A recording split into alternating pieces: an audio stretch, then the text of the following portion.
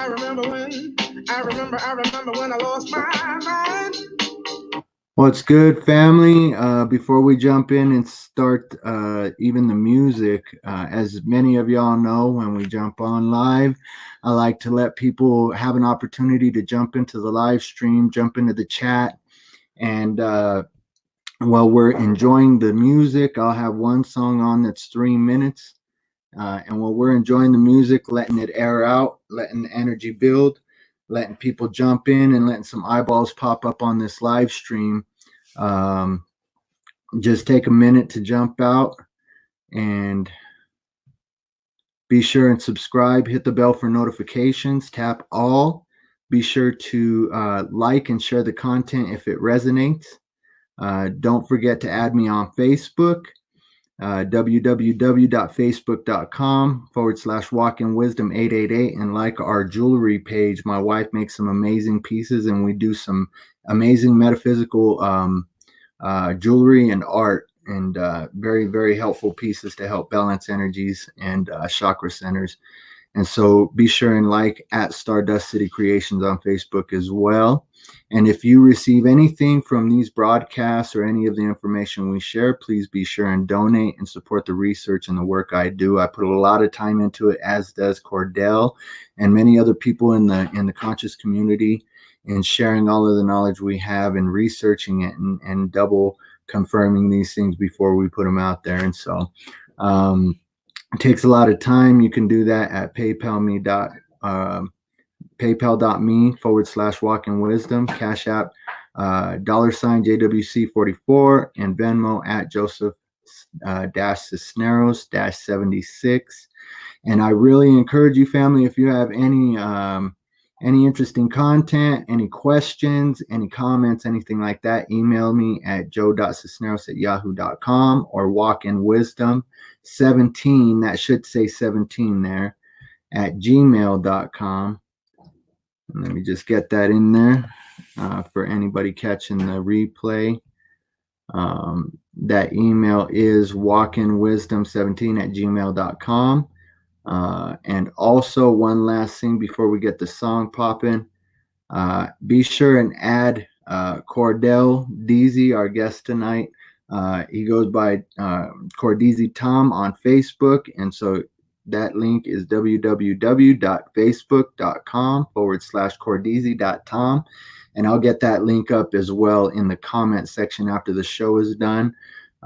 With that said, enjoy some Gnarls Barkley Crazy while we let some more eyeballs pop up and some people getting live in the chat. I remember when I lost my mind. There was something so pleasant about that place. Even your emotions have an echo in so much space. And when you're out there without care, yeah, I was out of touch. But it wasn't because I didn't know enough. I just knew too much. Does that make me crazy?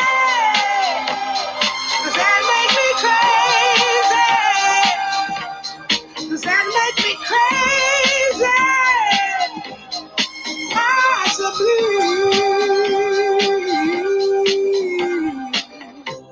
And I hope that you are having the time of your life. But think twice.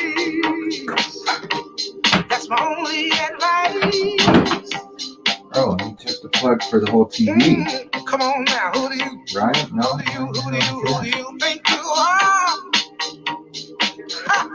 Yes. Bless your soul. You really think you're in control? Well, I think you're crazy.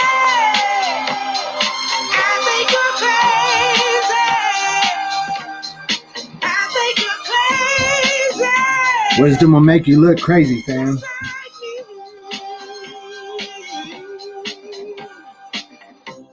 My hero has a heart to the life I wanna live. And all I remember is thinking I wanna be like them. Ever since I was little. Sometimes when you find this information, it'll make you feel crazy. There's no coincidence I've come. And I can die when I'm done. But maybe I'm crazy. Maybe you're crazy. Maybe we're crazy. Probably.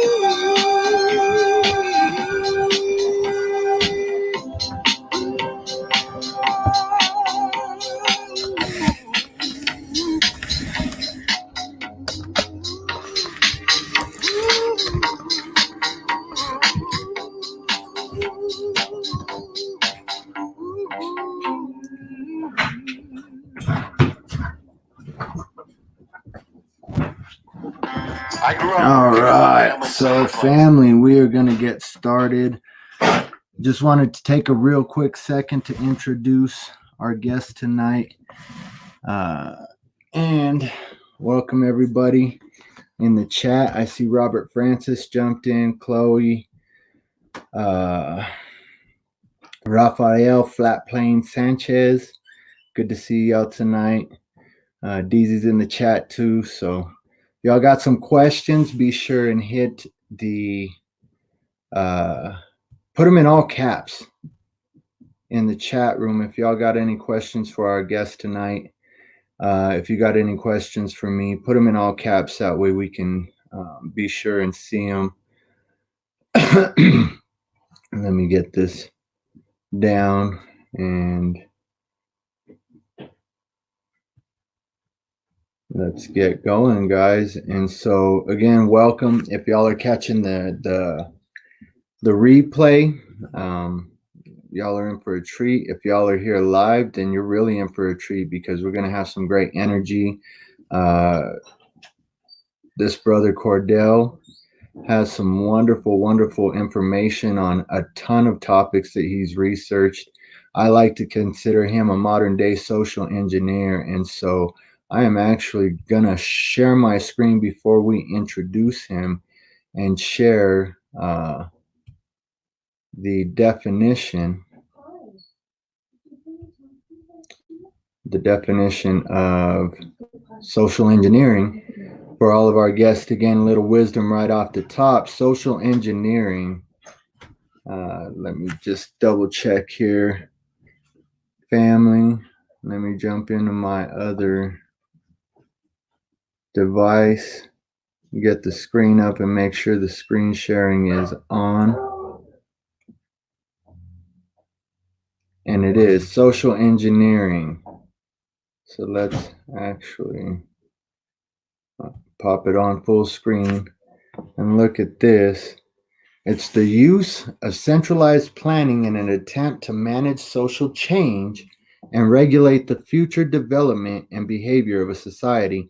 And I see many truth tellers and truth seekers as social engineers, because many of us, through whether we want to admit it or not or realize it or not, many of us through that truth are connected, and that connection is a centralized planning, subconsciously and even down to genetics and quantum physics, how we pass this information on. And so we definitely can engineer our society for the better in this truth, in love. And so that's why I had the title and the thumbnail I did for this brother, Social Engineer, Kordeezy, because he is working to change this society for the better. Now we can look at definition 2 in the context of information security: the use of deception to manipulate individuals into divulging confidential or personal information that may be used for fraudulent purposes. And so here it's talking about phishing, but we're going to really dive into that and take a look at what that means as far as the agendas today in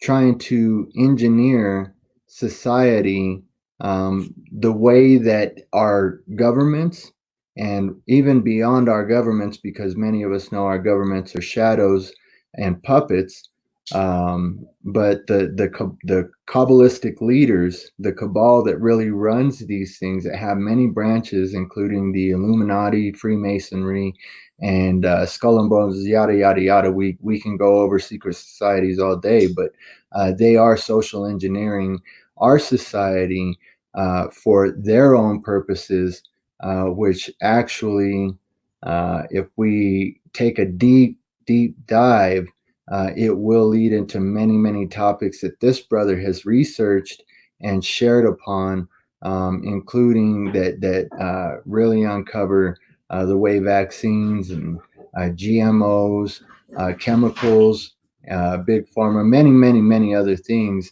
especially psychotic or psychiatric operations, psyops, uh, are used to shape this society and manipulate the minds of people. And so, again, friends, you guys are in for a real treat. So let us welcome our guest. And again, if you have any questions, put the questions in all caps, family. Deezy, if you want to take a few minutes just to introduce yourself, tell the people, man, tell the viewers a little bit about your background so they know. Many people hear people in the truth community and have uh, especially when they have a wide range of knowledge like yourself, sometimes have a hard time connecting because it's hard to see somebody with that, who's adept at that type of uh, uh, knowledge in those many different obscure and occulted areas. As hard, like how can I relate when this person knows as much as they know in these hidden areas? And so tell us a little bit about your background, man. Where you came up, how you came up, and what led you into this realm of not just truth community, as people call it, but the conscious community of being aware of the I mean, just the layer upon layer of lies that we're brought up in, being socially engineered to believe. Okay, well, peace to the fam, peace to the chat. Thanks for having me. I'm glad to be here. My name is Deezy. You can also find me at Kordeezy Time on Facebook. But pretty much my background. I'm 27 years old. I was born and raised in Minnesota, and I was always one of those people that kind of had questions about things, or I felt like I was here before, like felt like an old soul. So like when I was going through school. I've always felt like I always knew the knowledge that they were teaching me already, but I never really applied myself in school. I ain't never necessarily took it seriously, but I always I always was smart and I never really applied myself too much because I thought that this shit was like a game, like from a young age, and that kind of is what drove me to where I am today. And I credit my awakening back in like 2012. And it's like, it's crazy because, we hear about this, the conspiracy of the Mayans, the Mayan calendar ending in 2012 and this, and that. But there was also this thing that's interesting that I looked up.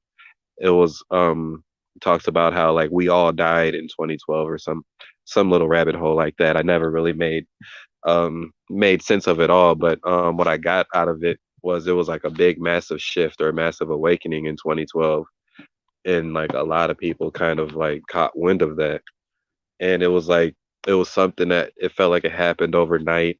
This was a time when I stopped eating fast food miraculously. Like even the people I was living with, my roommates, they switched up too.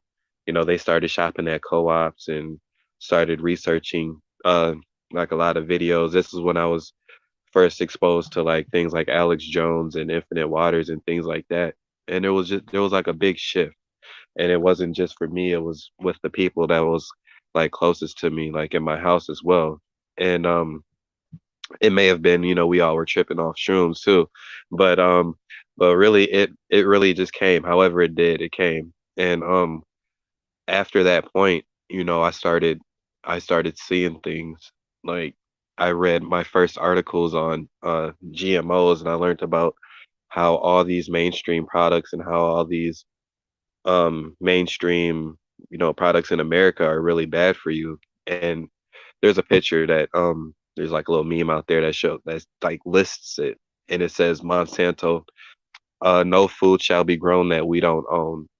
And it just lists everything from like syrup to like Oreos to like packaged food to family meals and just all different types of stuff. And I like it kind of put me in a place where I'm like, how can this be? Like how can you tell me that everything that I've ever seen is bad? And this is like everything, you know what I mean? Like everything in my cabinets and everything that this and that. So that was like one of the first major um rabbit holes I went down was GMOs. I mean, of course, everybody when they're young, they look into things like the Illuminati and music, and that never goes anywhere. It's never really fulfilling, so we leave it alone. But then your second approach to like a rabbit hole will always like define whether how your journey's gonna go, and that's where the GMOs hit for me. And I really just started researching it more. I started going through the FDA website and understanding how they label products and how ingredients are generally recognized as safe versus toxic ingredients, and how they approve their approval process and just things like that. Because after my paradigm was shifted, when I was like my mind was blown about the all this food, mainstream food is bad, it kind of caused me to debunk that or try to um, prove that wrong, and I didn't, and it sent me on a search. And that's pretty much my introduction that I'll give. I don't want to make it too long. No, man, that's great. I mean, like I said, man, I enjoy taking the time. If you've seen some of my guest appearances, there's a couple that are over 3 hours, and so I don't expect to have any guest on that long. I know time is valuable, and so I want to respect everybody's time. But when the spirit starts flowing and information starts getting out there, I think that is one of the biggest things that you touched on, that the spirit is just has jumping out at me right now, man. Is the creator used that as well for me, is information, man. Information that I was like, what the hell is this? I mean, all of this can't be true. You know what I'm saying? It is all conspiracy theory. And I think that really points, when you look to the deeper metaphysical, metaphorical, allegorical aspects of everything you learn in the different spiritual realms, to the reptilian aspect of our brain taking over, right? And it's that fight or flight response that sends us into denial. That this shit might actually really be going on. There might actually be a conspiracy against humanity, and it sends you on this search, man. Like, why would there, why would our governments lie to us?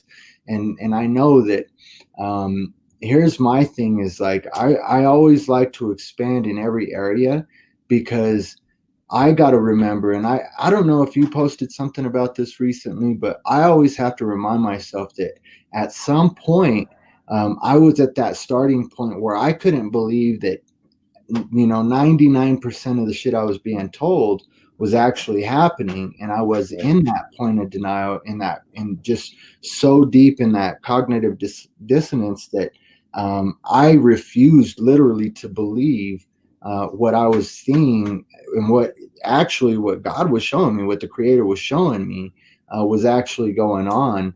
And so I think that wide range of information that you have and the way that you present it is really key in connecting with people, regardless of what level they're at. And I also noticed that, some of your posts on Facebook, and family, again, I encourage you, and I'll throw that banner up one more time with his Facebook page. I encourage you to go join his Facebook page, even if you're not on Facebook a lot, and go scroll. And he's got a ton of useful information. And I noticed the tactic that you use, or the tact, I should just say, just the tact that you have, the tactfulness that you have sometimes posts that will slap the fuck out of some people. to wake them out of a deep slumber, and literally, like, hey, you need to wake the fuck up to what's going on in life and what's happening in the way that your mind is being manipulated. Yet in some of your posts you have just such a gentleness and like even a compassion and a sympathy and empathy with those that might be hurting and lost, and they're whose lives are being crushed. Like, hey man, if you have questions, reach out, I'm here for you, and just get willing to give that support in that time. And I think that's a beautiful thing, and I think that that's what a lot of people in the truth community miss, is that it Right. takes that personal connection, bro. And so tell me a little bit, like, how what is it that drives you to post in the way that you post, and to literally, what do you use to determine what you're gonna post when, I guess I should say. Okay. Basically, I see myself as a teacher. Like when I was going through school, I always wanted to be a teacher, but there was a few things I learned about. There was a few things I learned about regarding how much they get paid and like the corruption involving teachers, like how they got to fight for jobs and how they're not really necessarily teaching what they want to teach. They're pretty much being told what to teach through um, Common Core and other things like that. So that kind of killed my passion for teaching then. But what what kind of drove it more was after I learned about these GMOs, and after I learned about like a lot of these spirit, because when I learned about GMOs, like I wasn't spiritual at all. Like I didn't necessarily I wasn't attuned to anything, but until I started going through some like trials and tribulations, which we'll get into later or whatever. But um once I learned a lot, I kind of found like found out what I wanted to teach, and that kind of really re-inspired me to put out this page later on and like really talk to people and get to know people of all shades and colors and ethnic backgrounds, and really confirm these things that I've heard and downloaded, through the ether.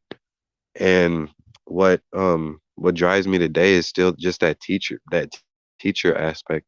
So I walk with these people like you see when I post things, even I hear the responses. I've been in the debates and I've heard all the responses like pertaining to like flat earth, right? Like I already know what somebody's gonna say before they even say it in regards to like if I post about the moon landing or this and that.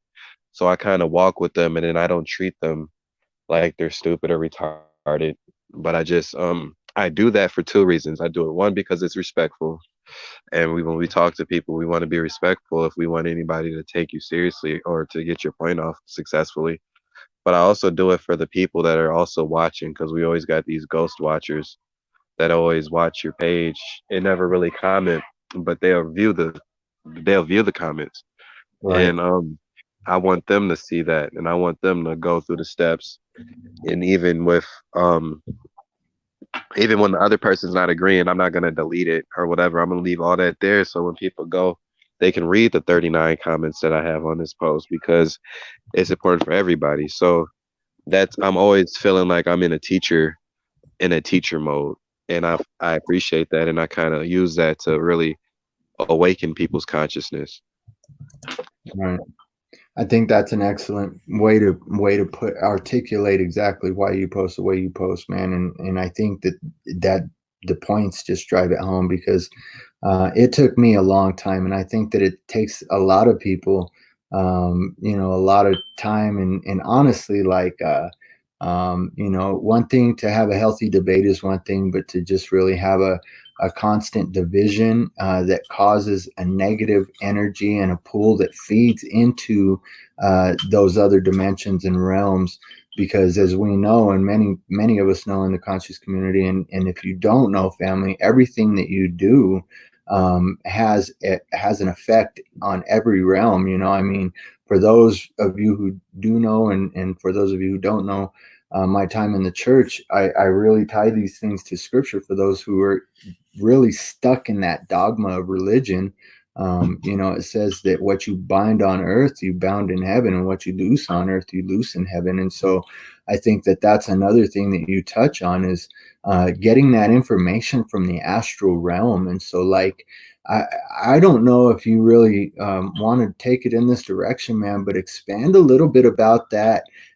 Number one, how it started to begin, how you started to get these downloads through that information, and your awakening with the GMOs and whatnot, and how you started to really fine tune in, because I can tell, especially one who knows how to ground himself and tune into the Akashic records and get that information and those literally those cosmic downloads. Um, uh, Yeah. I can connect really deep with what you post and when you post it and the timing. And so can you share with the people also, not just when it started, but how, because it's different for everybody as well. I'll just throw that in there. But how you take the time to literally listen to the spiritual aspect of these things from the spirit, the creator in that's placed his spirit in you and given you the discernment to discern through the truth and the lie. Because I think that's another thing, is there's so much misdirection and so much disinformation out there, man, that you literally do have to be in tune with the spirit and go into those astral realms and get that information that deep in your soul, that this is the truth of all of the lies and truth that are being mixed together in society today. So what do you have, like a meditation routine? What do you do to connect in that way with the spiritual, to confirm all the research that you do and that's presented to you? Okay. Um, Basically, I live by like the affirmation of when the when the student's ready, the master will appear. And that kind of hits home for me, and it always has, is because like, there's always like stages in people's lives, or there's always like little cycles that we go through. Just like on your birthday, you always find yourself around the same area or around the same people, or doing the same things around your birthday, because this is a cycle and you want to do the same things once you reach back at the same point.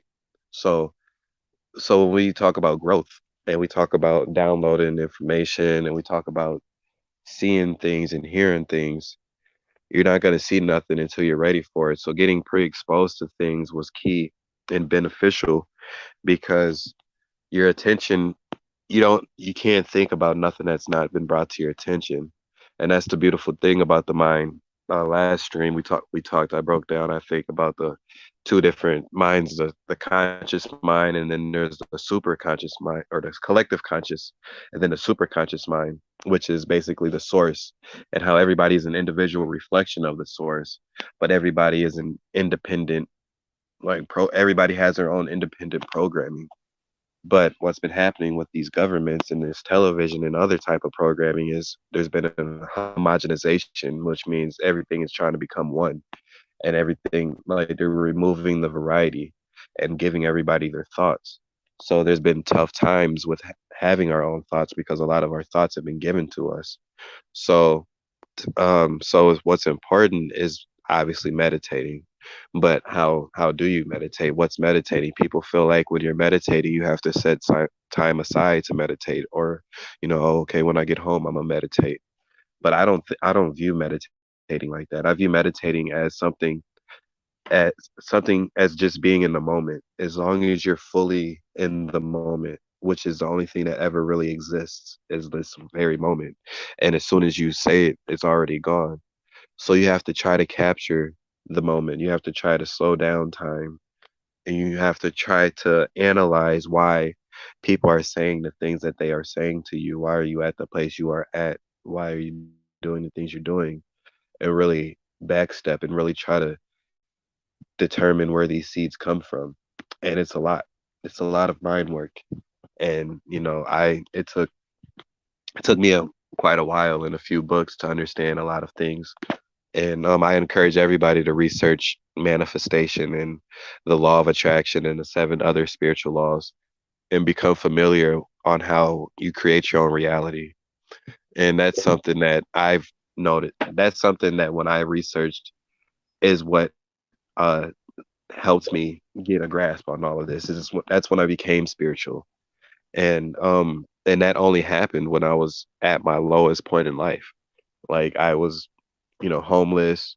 I was getting into it with the woman that I was having a child with, and I was on the verge of losing my job, like one of the best jobs I've had in a minute or whatever. And there was a lot of things going on, but I was given something of value that wasn't anything physical at all. I was given like knowledge of self, and then I was put around individuals that were driving that, and the people that I was around, I was going through a horrible experience, but there was a person there that helped guide me through it.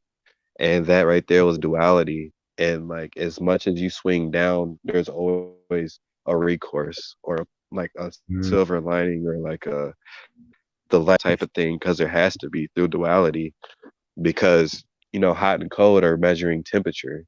So basically all that I'm trying to say is when I was at this low point in life is when I started seeing signs, and I started really going step by step and day by day and really trying to figure everything out. And that's important for people because that's not what they do. When things hit the fan, people like to shut down and shut people away, and they don't like to be socializing with anybody. They may lock themselves in a room. They start doing things that they may regret, and they end up losing themselves. But that's um that's the opposite of what you want to do. So that's kind of what the approach that I take. I always try to be in the moment, and I always try to uh get back on my square, and I always try to realize who am I drawing to me in my life, and what are they here to do for me, you know what I mean? Like why is this person with this tie-dye shirt, conversating to me while I'm mad as fuck clearly. You know what I mean? That's how it was for me. It was like, why the fuck is it was like this guy at work, and he was super happy all the time. Who knows if he was, homosexual or not. That wasn't the issue or anything, but it was just this complete random guy that, on a tip of, you're mad at the world, you're really going through some shit, you don't really want to talk to anybody, and then this person comes in. And this is like an allegory to all the things that we see on movies. We've seen movies where, a guy's on a journey and then he gets the kooky wacky guy, the like partner to help him through his journey or whatever, these type of things.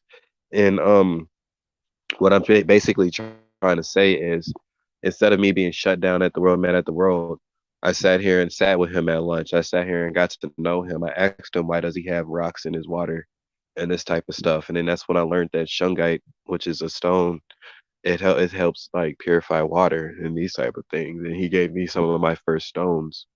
And he took me to my first metaphysical shop, and he took me to my first um like demonstration on essential oils. And then I started getting exposed to a whole bunch of things that I never knew existed. And I never would have known that and went through that if I never would have, if I would have shut him down and not really got to know him during that point in life.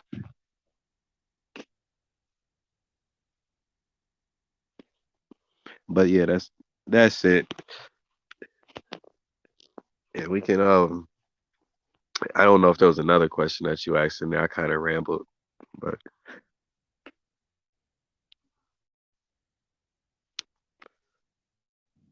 My bad. the topic is, My mic was oh muted, yeah. man, but I think that that's perfect. No, you didn't ramble, man. I think that Source had you touch on a lot of things right there that are important, bro. Like the things that we're going through right now.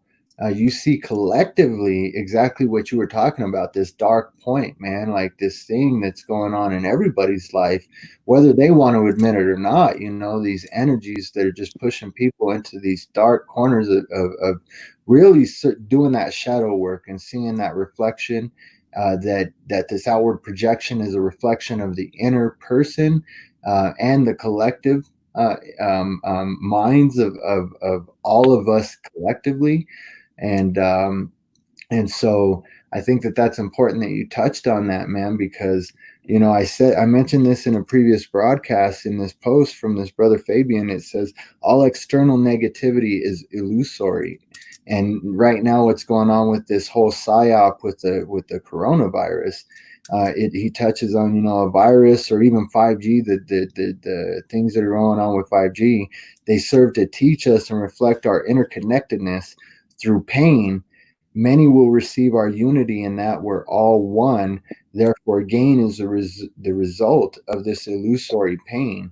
And so, all of this shit that's going on with the division during this election, and that's one of the whole things when gematria and start looking at the way all of these things are coded and all of these psyops happen every election year for the past, I don't know, over a decade and a half. We have these outbreak and these pandemic scares, and it drives the emotions of the public into this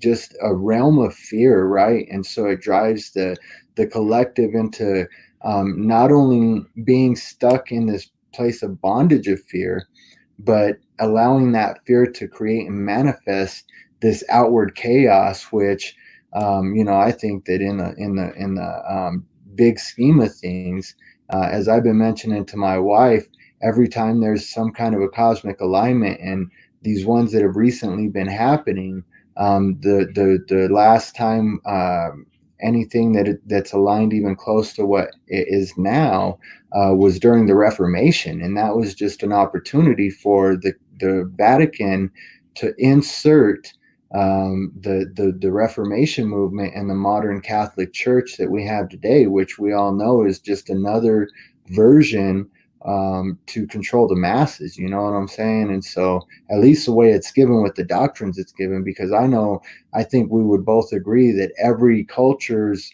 spiritual writings have that duality in it that give us the truth, and they're really signposts from fractals of source, which really boil down to ourselves, leaving signposts for our own self to find. You know what I'm saying? And so there's usefulness in these scriptures, but the way man has used it, it's to manipulate the minds of people to do exactly that, divide, so that you don't have an opportunity to connect the way that you connected with that gentleman that you probably otherwise never would have, had you not been aware and taken the time to sit down and do what you did, and just dig in and find out what this dude was talking about, and then not shut him down when he started talking about stones and oils and things that mainstream society scoff at. You know what I'm saying? And I know for me, I don't know that I was really an asshole about things, but for a long time when my wife was trying to tell me about stones and crystals and shit, I didn't really think that there was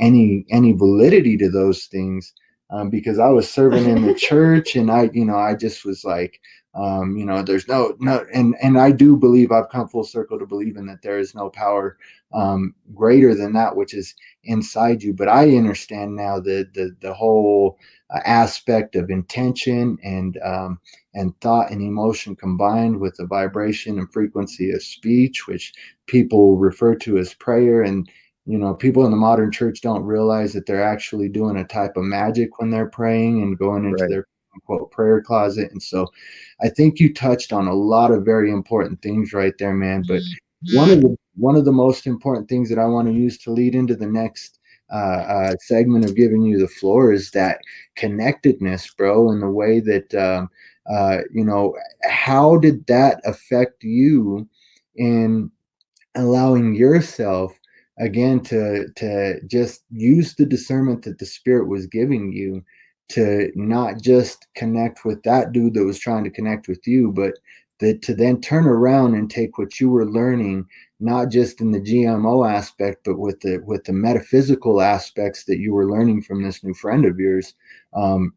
Just tell me a little bit about, did you start sharing about these things right away, or was it something Yeah. that you really took like dived into and really just went all in and started exploring and seeing how they worked and experimenting with yourself. How did all that work as far as your metaphysical journey, brother? Okay, so what happened was, um, my I started we started hanging out, and then like we started getting, he started giving me stones, and of course, I was skeptical at first, but then I started, we went to this metaphysical shop, and then they sold stones, and if it's a good metaphysical shop, they'll tell you the type of stone it is and the kind of attributes that are associated with it. And one of the first stones I got were like, I think it was like aquamarine, or it was something, and then it was like it was something that like aided in, it said something along the lines of compassion and for throat chakra for communication and this and that. And then I went and got something I called a black tourmaline, and then that was like helped for like deflecting negativity and these type of ideas. And then I got another one for like intuition, and I just basically started carrying around a pocket full of stones and rocks or whatever. I had a little pouch and shit. How I always describe people and introduce people to the spiritual qualities of stones and stones is, I'm like, stones are your friends. You want to treat them as your friends. And I say that because your friends, you get friends that either share the same qualities of you, or they possess qualities that you admire and that you want to be around. And with that, you're, in hopes of it rubbing off on you. So when you get these stones, you want to get stones in areas in which I've got stones that help me deflect negativity and cleanse my aura. I even had one that really helped me with my communication skills because I was really shutting down, and I ain't necessarily really like talking about any of my issues, but I kind of balanced all that out. I cleansed all that out. So, so with the stones, and at work, a lot of people were seeing me talking to him. So this is always another thing too, because it's like there's always this it's always like a sense of, you feel embarrassed or, shy, or you don't want, people to make fun of you for like carrying around a pocket full of stones, or drinking, like putting rocks in your water for purifying, or carrying around, essential oils and putting it in your water and these type of things. Like you don't want to be embarrassed by doing that, because that's not what everybody's doing. But but from my previous research about GMOs, I realized that everybody's doing the wrong thing, and that, you know what I'm saying, just go with this, even though I don't know too much about it. So I ended up defending him because he had always, people would always make fun of him and these type of ideas. And, I'm a black dude and shit. So when they seen him hanging around with me, they ain't really want to fuck with him. But after they seen me doing it, I got challenged by a couple of my friends too, but I held my ground. And that's always going to come too, because people are always going to challenge you and make you feel like you shouldn't be doing that, and try to win you back over to, oh, we're all going to die anyway. What's the point? Type of ideas, Right. like poverty consciousness. And that's just something that you just have to fight and win over. I posted a status that said, just like a bodybuilder can't expect that everybody's as physically as strong as you can't expect everybody to be emotionally, mentally, or spiritually strong as you. So you gotta work that out. You gotta spar with these people with your energy, and then through that, you gain more power, because now you're more confident about it. You've answered the questions. You've talked to. You've explained 10 times why you put, this type of water or this type of essential oil in your water. So now you're more confident. You're more like an expert now, so to speak, on the topic, and you're more comfortable. And then you start expanding. I started wearing my rocks around my neck. I started having like, it made out of jewelry. And then I started feeling way more comfortable. And then through that, like I said, when the master is ready, or when the student's ready, the masters will appear. I started attracting more people that were Mm, in this in the same realm as me. And then I mm, started connecting with them and building up off that. And that's what's key. You gotta really resonate at your true self, and it'll really take you to wherever you need to go. Right. Yeah, man, that's a good point, man. I mean, it's a saying, man. It's that I've heard is that when you find your vibe, you find your tribe, and I really do think that there's a lot of validity to that, man. When you start feeling comfortable in your own skin and you become self-aware, and you start realizing that our connectedness goes beyond any social boundaries. You know what I'm saying? Any cultural boundaries, any of these programs, right, that have been inserted into our minds, these thought forms that have been built that keep us divided.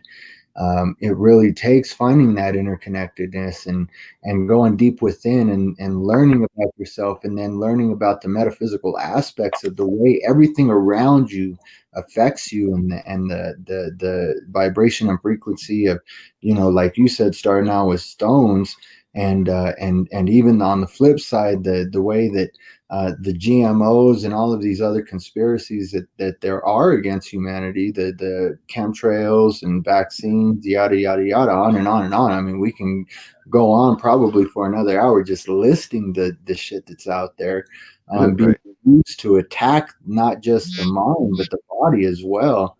And so, And the connecting with thing too, yourself. Go ahead. my bad. The thing too was And what? he was hip to the GMOs and shit too. So it's like, okay, Really?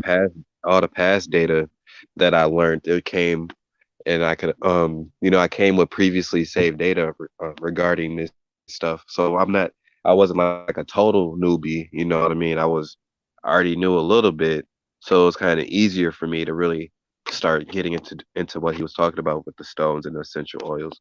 So that was Right. like that pre-exposure is key, and is what I also take pride in, is being the first one to expose people to certain topics. That's a beautiful thing about being a social engineer, is because you can't the human mind, you can't unlearn things, or you can't unsee things. Yeah. Once you see it or hear it, you heard it, and now you're gonna go out and you're gonna see something, and in your head you're gonna think about the first thing that you heard regarding that.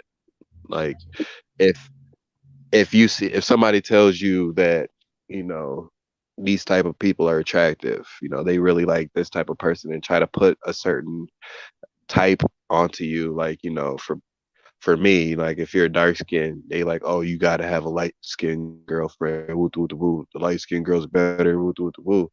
So then when you see a light skinned girl, or if you see a dark skinned girl, you might not like her as much, because you've been taught to favor the lighter skinned women, because of that's all you see on television, and Mhm. this and that. So that's just like social engineering right there. So you got to be aware of um aware of where your thoughts have came from, and are they really your thoughts, but also understanding that the person that has the first pick at your brain, or the person that has that opportunity to give you that first thought, that it's like the most powerful at that moment. And that's why I really take my shit so seriously, because a lot of the topics that I talk about, people don't have no clue on. So I have to talk about it in a respectful way, and I also have to drop as much information as I can, and while I have their attention captured, because I want it to be as effective as possible. I don't want to just say, oh, the world's flat, what I'm saying, and leave it there. No, I want to say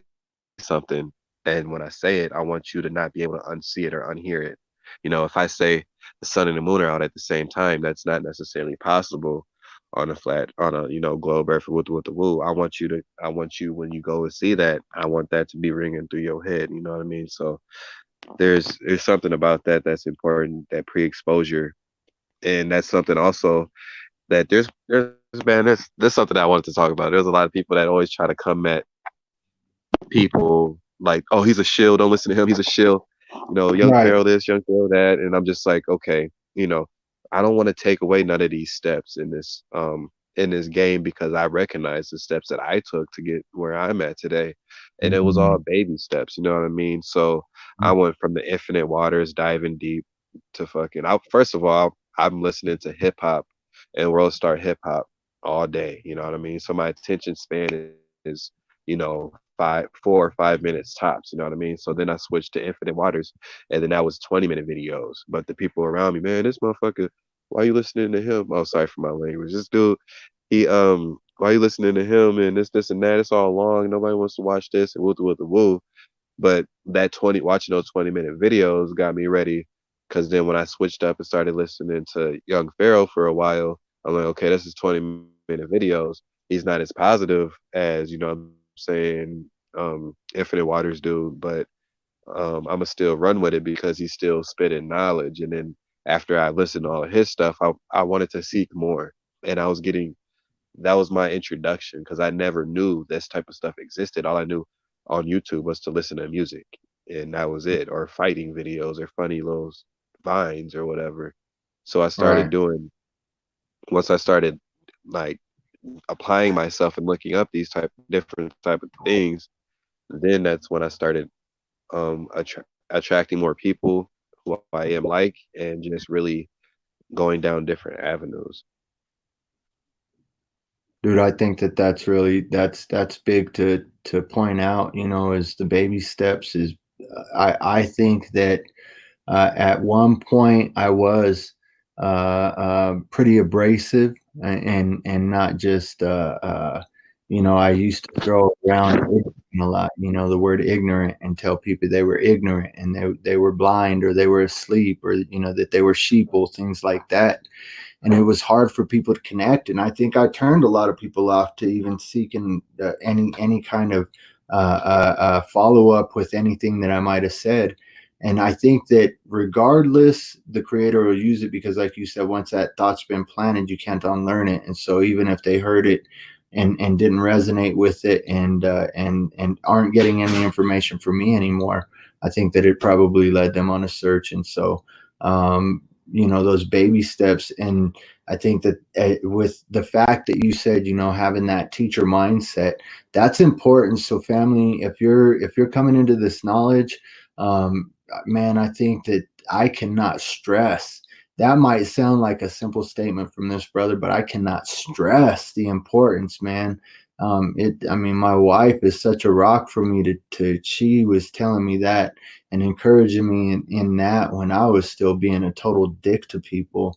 And so, man, I can't stress that as you come into that knowledge, approach people with that empathy and that compassion that, you know, with some of these things, it can actually crush people. You know what I'm saying? Like people fail to see if you do want to look at religion, like uh, uh, um, you know, the allegorical aspect of Christ being so grieved in the garden that he was sweating blood, is that knowing the knowledge that he knew, knowing the knowledge that we know, when we have that Christic energy and that gnosis that comes from having that Kundalini energy rise and the pineal gland open, the third eye open, it can cause a crushing. It can really fuck some people up, man. And so that's another thing. My viewers know that this, I have it marked on YouTube. This shit is not for children, and that's one of the reasons is this knowledge and this information isn't for everybody. And so I don't care about numbers on my page, shit like that, likes, yada yada yada. I love having people on here like you that really touch on the topics that need to be touched on, and approaching these things with sensitivity, which I have to be reminded myself of every day. You know, especially when you have the people that are jumping on there and really are being used by these opportunistic energies uh, that people would call demonic. Um, uh, Sorry, I got my doorbell ringing, but um, you know, these opportunities are taken to cause more division when there's, you know, when you allow pride to rise up, and really it does turn people off and push people away. And so I think that that's wonderful that you touch on that. And you know, I also wanted to just expand on the fact that um, as you go through that breaking, man, and having those steps to follow those take again, because I'm the same way, bro. I mean, I actually was in a position where I was coming out of serving in the church, and I was actually starting to explore some of the Freemasonry and the Vatican side of things, and the Jesuit side of things, the Black Pope, White Pope, all of these things that are hidden from most people coming out of the church. And so I was a little bit more than 5 minutes, but I'm where you were at. Like, I had to make myself sit down and start learning. And it did take those, all right, I can sit here for 15, 20, maybe 30 minutes and watch this without forgetting a bunch of the information. But then taking those steps and then jumping into those hour and a half, 3.5 hour long videos that are just filled like with massive amounts of information that you just soak up like a sponge.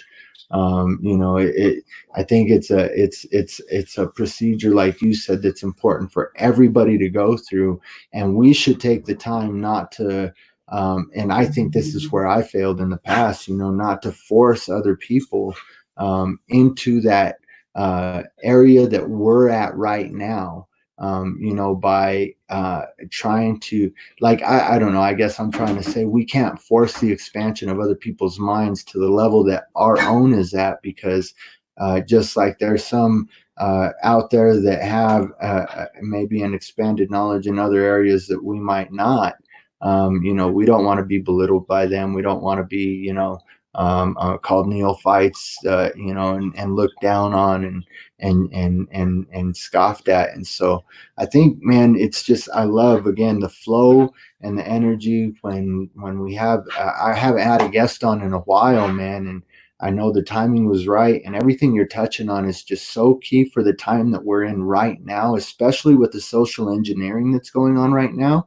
And the fact that you said what our minds think and our emotions drive and cause us to speak and put those codes, those vibrational frequencies into this creation, and actually manifest this outward illusory projection, which is a reality, a very real reality with very real consequences.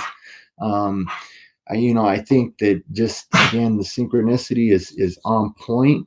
And I want to ask you, brother, what are some of the teachers that you would recommend people that are maybe in the middle of their journey or just starting out, and then maybe some more adept teachers that you would also recommend for people to watch? Like, kind of how did your thing progress? I know you mentioned a couple of teachers, but are there any that you would consider like mentors, or even just sources that you're drawing some of that gnosis off of? That, again, I don't really think that, I think that right now where I'm at in my expanse is that I don't look at things necessarily, even though I agree with everything you said. I'm not by any means challenging that, because there are steps and there are levels to this shit. But I'm looking at things right now as more like it's a web, and how do you get somebody through that web as gently as possible? And and so, is there any of these people that you would draw some of that gnosis? Because we all have keys, and as we get these keys, it is like pieces to the puzzle that help one another actually connect the dots and find their place in this.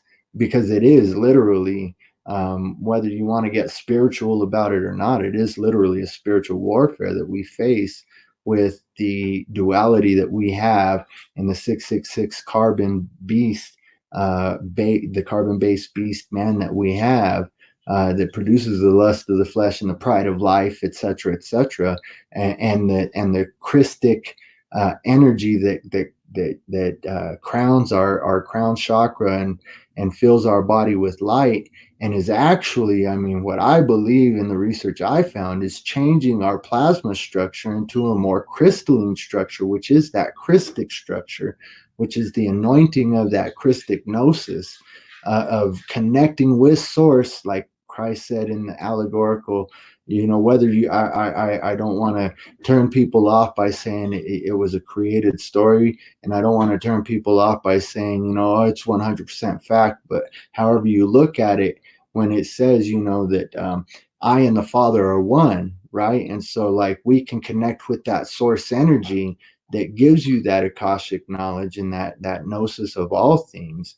And I'm sorry, I'm starting to ramble on now, bro. And so again, with that, what would you recommend as far as these different webs that we go through in our walk when we're first starting? Some helpful teachers that might drop some short videos that you might recommend for the people that are first stepping into this walk of rabbit holes, Yeah. and then maybe some that you watch right now and that you would recommend for people that are more adept in this conscious community, bro. Okay. I'm gonna reply to that, and then I'm gonna pass it back. But I'm gonna also, when I pass it back, I want you to hold it down for like 7 minutes because I'm gonna drive up the street. But Where I'm gonna definitely answer the question. We gonna chop it up. But what I recommend and what I always say that I recommend, you can find on my page in my bio is gonna say Bro Sanchez Live, which I appreciate him because he opens his platform up to have open panels and like to get your answers question or get your questions answered and these type of things and on any topic that he drops, which he drops an abundance of different topics like her story to his story, the symbolism, a lot of etymology, and a lot of other good topics. But also recommend for people that want the facts and want like a good research based podcast, I recommend Crow 777 Radio podcast, which he's fighting heavy censorship. Like a lot of the stuff that I talk about, I get from his shows, and a lot of the stuff that I post, people can't even see it because his name has been tabooed off of on Facebook. Like you can't. If I put his name in a post, my post won't get no views because of censorship and it's bullshit. But he drops great knowledge. You can find them on YouTube. You can find them both on YouTube, and that's really where I get all my knowledge from. But if for the person just starting out in the beginner, I recommend that you just search up anything that you're interested in on YouTube and look up videos, like lengthy videos, like 20 minutes to an hour type of videos. Things can't be explained in just 5, 10 minutes. You want to look for the longer videos, trust me, because you're gonna want more when you're looking into these things. So I recommend those two channels, but I recommend the process of just going on and looking up just different topics, even if it sounds too conspiratorial to you.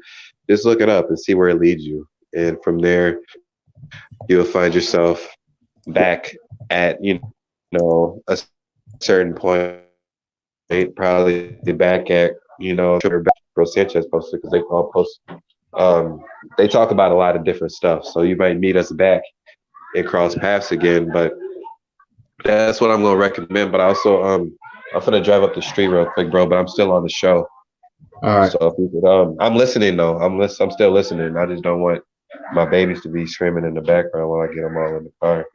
All good, homie. All good. Yeah, go ahead. I can even I'll mute your mic. In fact, I'll let you mute your mic. That way, you can just let me know when you're ready to go, and I'm sure I can definitely feel the air until you're ready to go, homie. So just whenever you're ready, you can just unmute and let me know that you're ready to go, homie. Just jump right back. Yeah, my bad. And this is super unprofessional as fuck. I apologize, bro. No, man, I stress it. I stress it to all my subscribers. Everybody who listens to the show knows that this is raw, this is live, and we do live here, bro. And so, yeah, I mean, your time is just met with such great gratitude and appreciation, brother, that you would take time out of your evening to just drop knowledge and share. Not just drop knowledge, but this is what I try to make these shows about: is that you're sharing some powerful information and sharing in your personal experience and all of that information. And so, yeah, you ain't got to apologize, bro. You do your thing, and whenever you're ready, just jump back in, homie. And so, family, man, I think that we've touched on a lot of wonderful information. And so, yeah, if you want to right now, I'm just going to kind of feel the air and if you need to grab a drink or whatever, go ahead and grab a drink. If you got the volume up, you can just run and grab a drink. And I think that one of the things that I want to touch on, while we're waiting for Deezy to jump back in, is again that importance with connecting with one another, man, and really connecting from the heart, so that as we elevate our wisdom, elevate our knowledge, elevate our gnosis in these various uh, areas of what many deem conspiracy theory, which after you start to research for yourself and dig deep and allow the discernment that the creator of all things gives you inside, to start filtering through these things, you start seeing that they're facts. And I think that once you do that, it can be a very lonely place. It can be a place where you're just like, man, what do I do now?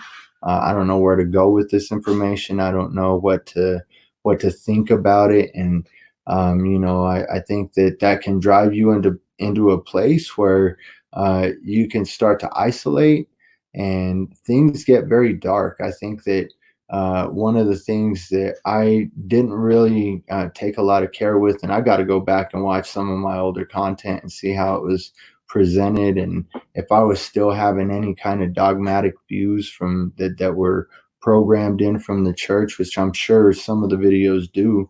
I left them up for a testimony of the growth that you go through, but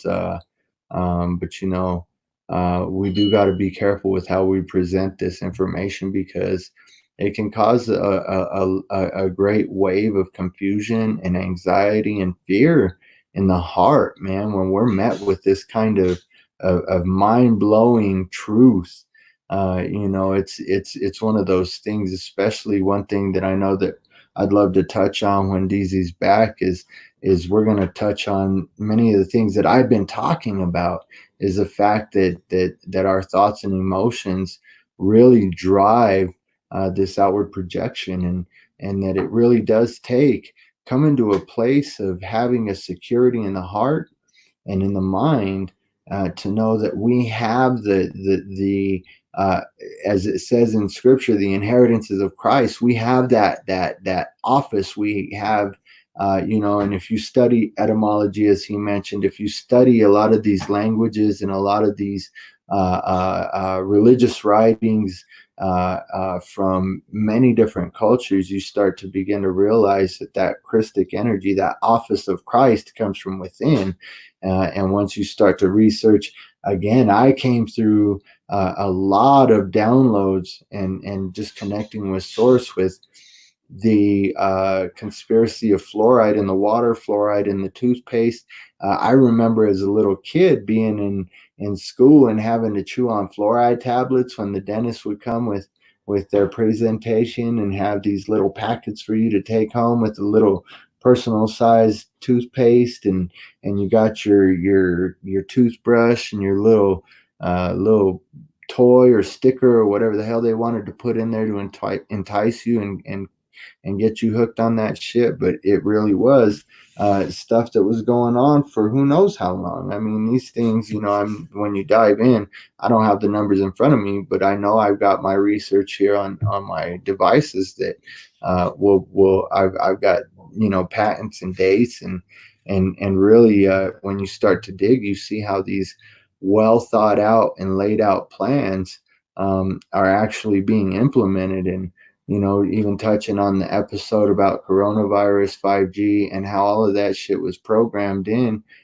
through, I didn't put up the slides and stuff, but through Simpsons, an old episode of Simpsons. I think it was a 93 episode of Simpsons. And I know coronavirus isn't new, and many people think it is new. I know that this strain, COVID-19, is supposedly a mutated aspect, but we have the ability, when we center ourselves, that again, if you want to get scriptural with it, no weapon formed against us shall prosper. And so we can literally, whether there's nanobots and there's nanotechnology, we can overcome these things by learning how to, number one, build the energy in us through techniques like grounding, and again, metaphysical works like homie touched on.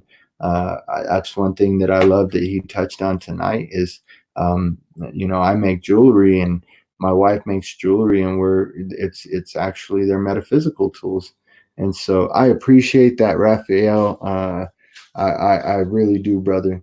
I don't ever want to seem like I expect somebody to do something, but that just is very, very helpful to the channel, to the viewers, and to everybody involved, man. And that's a huge part to play in this fight for truth, and this just this wisdom, knowledge, and all that comes with the responsibility that comes with coming into these things. And so, we'll, I appreciate that, bro. And, but, we'll continue to touch on that, the fact that, the social engineering that's happening right now in the day and age that we're in. And, it's just we'll come full circle to some of the things he said about, what the Mayan calendar said, and many mistranslated and misread that it said that the world was going to end, but it really says that we were coming to the end of an age.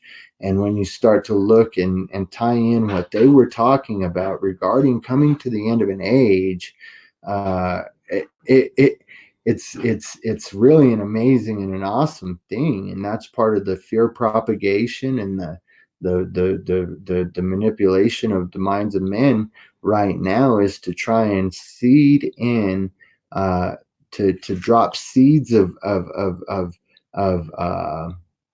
timelines that operate in the favor of the operators that have hijacked this system for who knows how many webs of time and how many different timelines.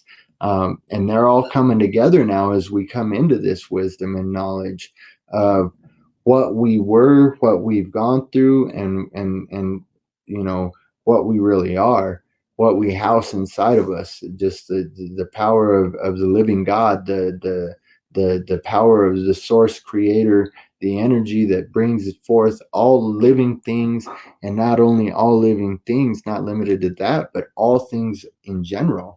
And again, all things in general are created and manifested by us. We're co-creators. And I love that when you start diving into these things that might seem like conspiracy theories, like the fluoride and the GMOs and the chemtrails and shit like that, it sends you down this road where you start to learn metaphysical aspects of your own body, mind, and spirit that you never knew existed. And you didn't realize the power that you had and that lies in that. And then it leads down roads like some of the paths that I've been going down regarding looking at epigenetics, and just researching epigenetics, quantum physics, magnetism, and uh, uh, what is it, neuroscience. I mean, the neurological system and the way that that ties in with spirituality, and not just ties in with spirituality, but connects the physical with the spiritual. It's an amazing, amazing thing. And so, I want to encourage y'all, family, again. You can subscribe to my, if you haven't subscribed here, sub up while we're waiting for Deezy to come back. You can be sure and hit the bell for notifications, and tap all. That way you're getting all of the content. I mean, I have a wide range of stuff on my shows, on my live streams as well, and on my previous content. Again, if there's anything that you see interesting the videos before my family and I left the church, they might be made private soon, because I want to review them and see what kind of dogmatic mindset I may have had in some of those videos, and what kind of information I may not have had complete information on. And I think that that's another thing that we've got to understand, is that as we come into new information, we have to be willing to receive it and not let pride bite us in the ass and get the best of us and cause us to think that we've attained all that there is to attain, and that we may have been wrong in some of the things. I mean, I did. I'll be the first to say, and to, in all humility, just to humble myself and say, you know, uh, humility is a good thing, man, and to have that humility to say I was wrong, and I've been wrong many times. I mean, and to have somebody that cares enough to say, hey, man, you got to rethink, what you're saying and what you're putting out there.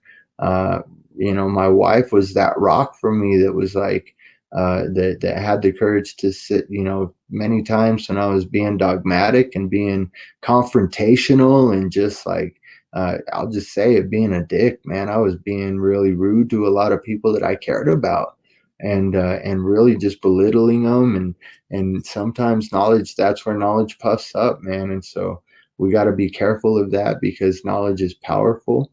And when you get that power of knowledge and wisdom, you can start to feel like you're higher than everybody, and you can start to actually even begin to use that knowledge and wisdom unknowingly unknowingly to seed new timelines, and to start sparking new thought forms that can control people and send them into a dark place, send them into a place where these thought forms that you're creating in these people's lives start to rule over them with fear and panic and anxiety.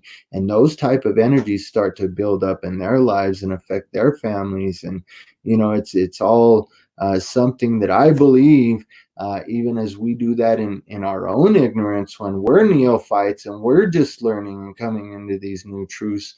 All things work together for the good of those who love. And even though the love of many is grown cold, that love is something that can't be removed from us, because that love is that source energy that we all stem from, that our spirit, the unseen force that drives us and keeps us alive, that's really, the true us, and that's eternal. And so right now, family, I want to encourage you that that is coming more and more to light. And as that comes more and more to light, that carbon based beast system of the flesh is going to fight back. And when it fights back, and you start to go into those areas of energies rising that have to be transmuted and really overcome and controlled, because those energy that you got to understand polarization. And that there's not that what we see is negative and positive, and then there's that neutrality in the middle of it.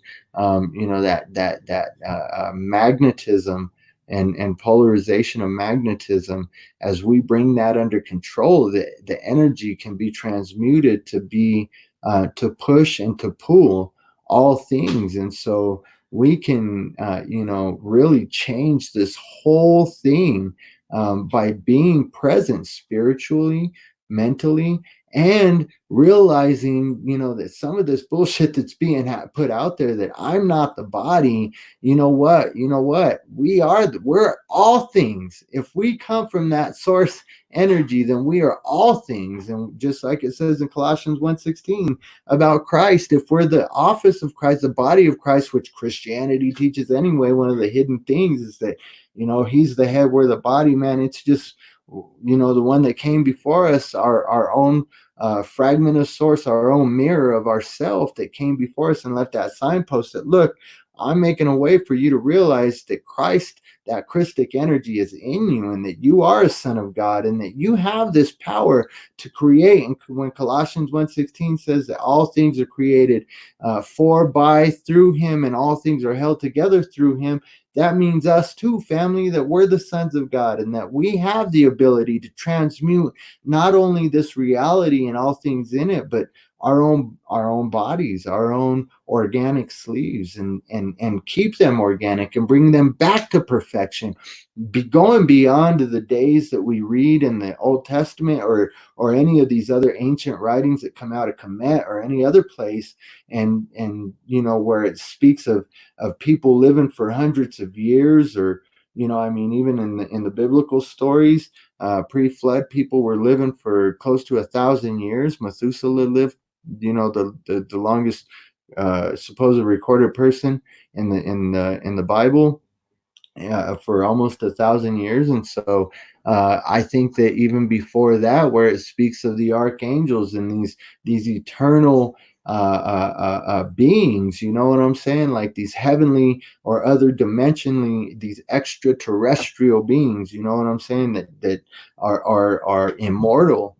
And that immortal energy again comes from somewhere. It comes from source. And I believe in these things. I believe that immortal energy is what drives us and keeps us alive. And that's where there's beliefs of reincarnation and other dimensions and other realms and other, you know, you want to talk about aliens, and there's a lot of mind fucking going on regarding aliens and extraterrestrials. And if you spell alien, a lie in, and they're lying about aliens, when you really got to understand what extraterrestrials are, coming from extra terra, which is extra terra, extra land outside of one of these toroidal fields, outside of one of these Van Allen belts, which again, NASA wants to make like it's outer space, but really it's all inner space, and it's an everlasting expanse that expands into a singular point, which is the monad, which we are all a collective of monads, which are fragments of the monad, and we're here to create. We have universes in us evolving, which is why this outward projection is evolving into this universal chaotic landscape of new planets, new cosmic systems coming into our range, into our realm. And we're seeing these things when really it's an outward projection that's being planted in there by the controllers of this illusory reality that's being manipulated through what some call science and many see as magic. And it's a neurological manipulation to build neurosystems that which control our body again.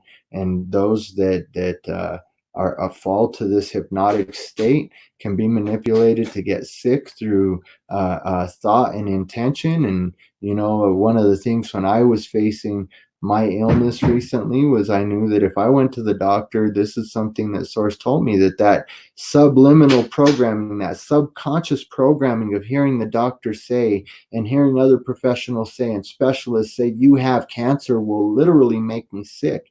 And I shared a Dr. Joe Dispenza video on my last live stream regarding, you know, if our thoughts can make us sick, then fuck, our thoughts can make us healthy as well. If we starve those neural muscles, if we starve those neurinos that charge the body to cause dis-ease in our minds, which drive the dis-ease in our heart, which causes an energetic a negative energetic polarization of energy in our bodies that then create disease in our bodies, then you know what, family, we can freaking reverse that by starving those neurinos and those neurological muscles that drive that disease through fear, through all of those lower vibrational frequencies like grief and shame and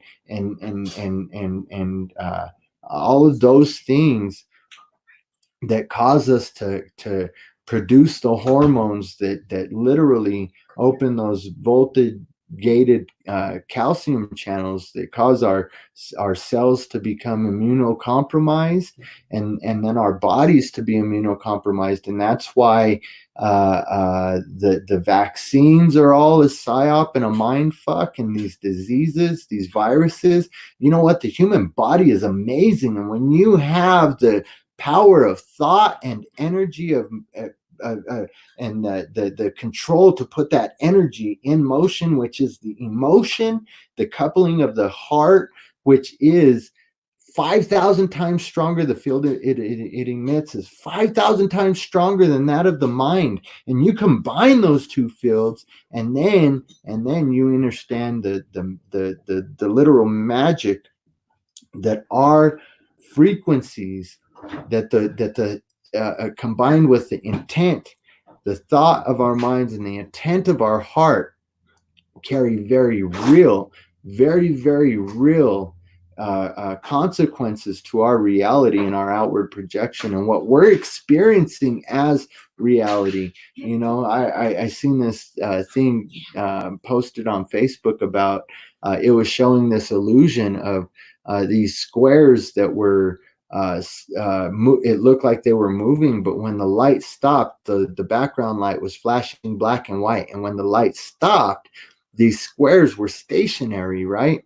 And the dude that posted it, my bro Matt, he was like, wouldn't it be weird if you were actually stationary and everything out light made it seem like everything was moving? And when I was first coming into this, I'll say it, family. I had a Kundalini activation. My third eye was open, and I had this vision when I was driving one day that was very fucking real, very real. I mean, it was trippy, bro. I was driving down the street, and it was like I was on a treadmill. It was like my truck was on a big ass treadmill, and my truck was just sitting there. And I was surrounded by this huge round screen. And no matter what way I turned, what direction I was going, that was actually everything around me was moving, and I was stationary. And so when I seen this post, it was like reminded me of that.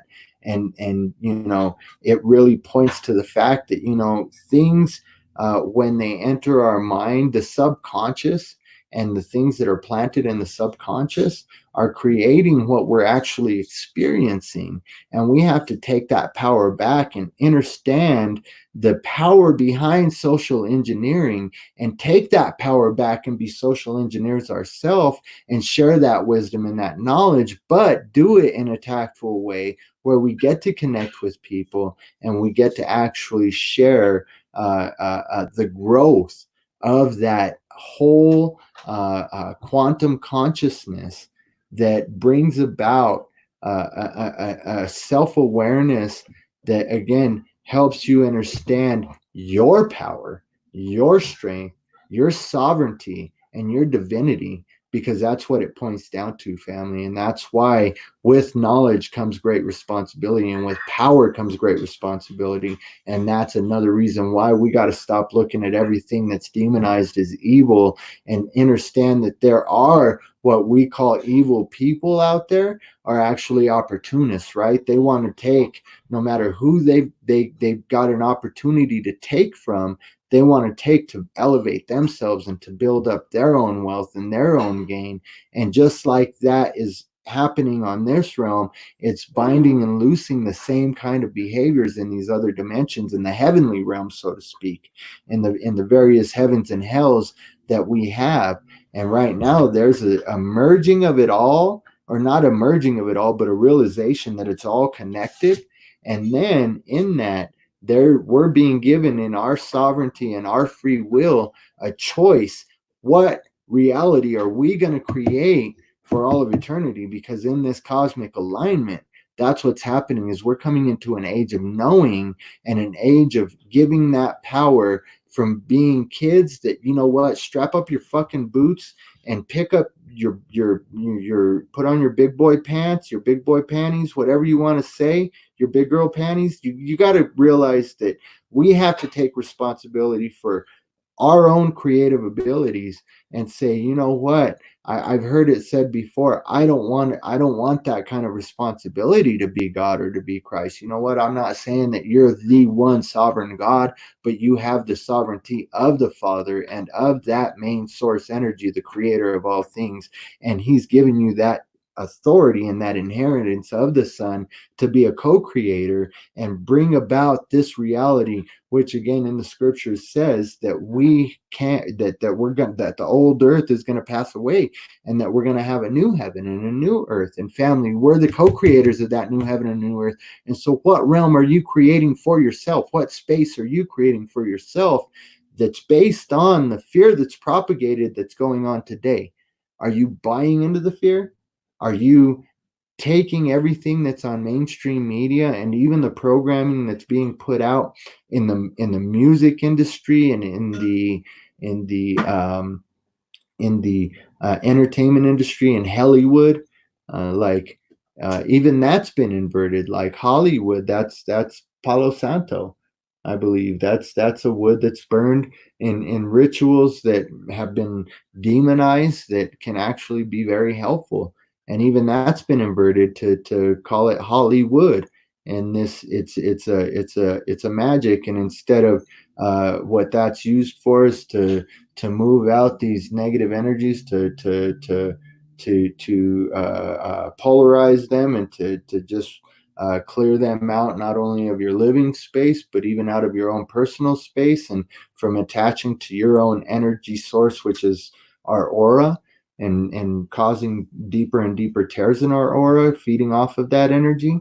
And so what they've done is they've inverted it, and they've used it to conjure up these energies and to use them by implanting these thought forms in your mind through visual capabilities and technology that they have in the technology. And these black screens, these black boxes, is like the black matter that controls the reality that we see. And that's the negative black goo, the negative black matter that's talked about in these circles of consciousness. And we can all see it and break it down and decode it and show it in this reality for what it is. That's what that black goo and that black negative is that black mirror that projects these images and these thought forms, creates these thought forms, and actually persuades people and manipulates the mind, and perpetuates negativity, and tears down societies. I mean, look at the fucking rap industry, man. I'm gonna feature my homie Michael Lowe's page, and hopefully he'll come on one of these days, and we can just keep the cameras off if he's uncomfortable going live with the cameras, or I don't know. I know he breaks shit down really clear in posts.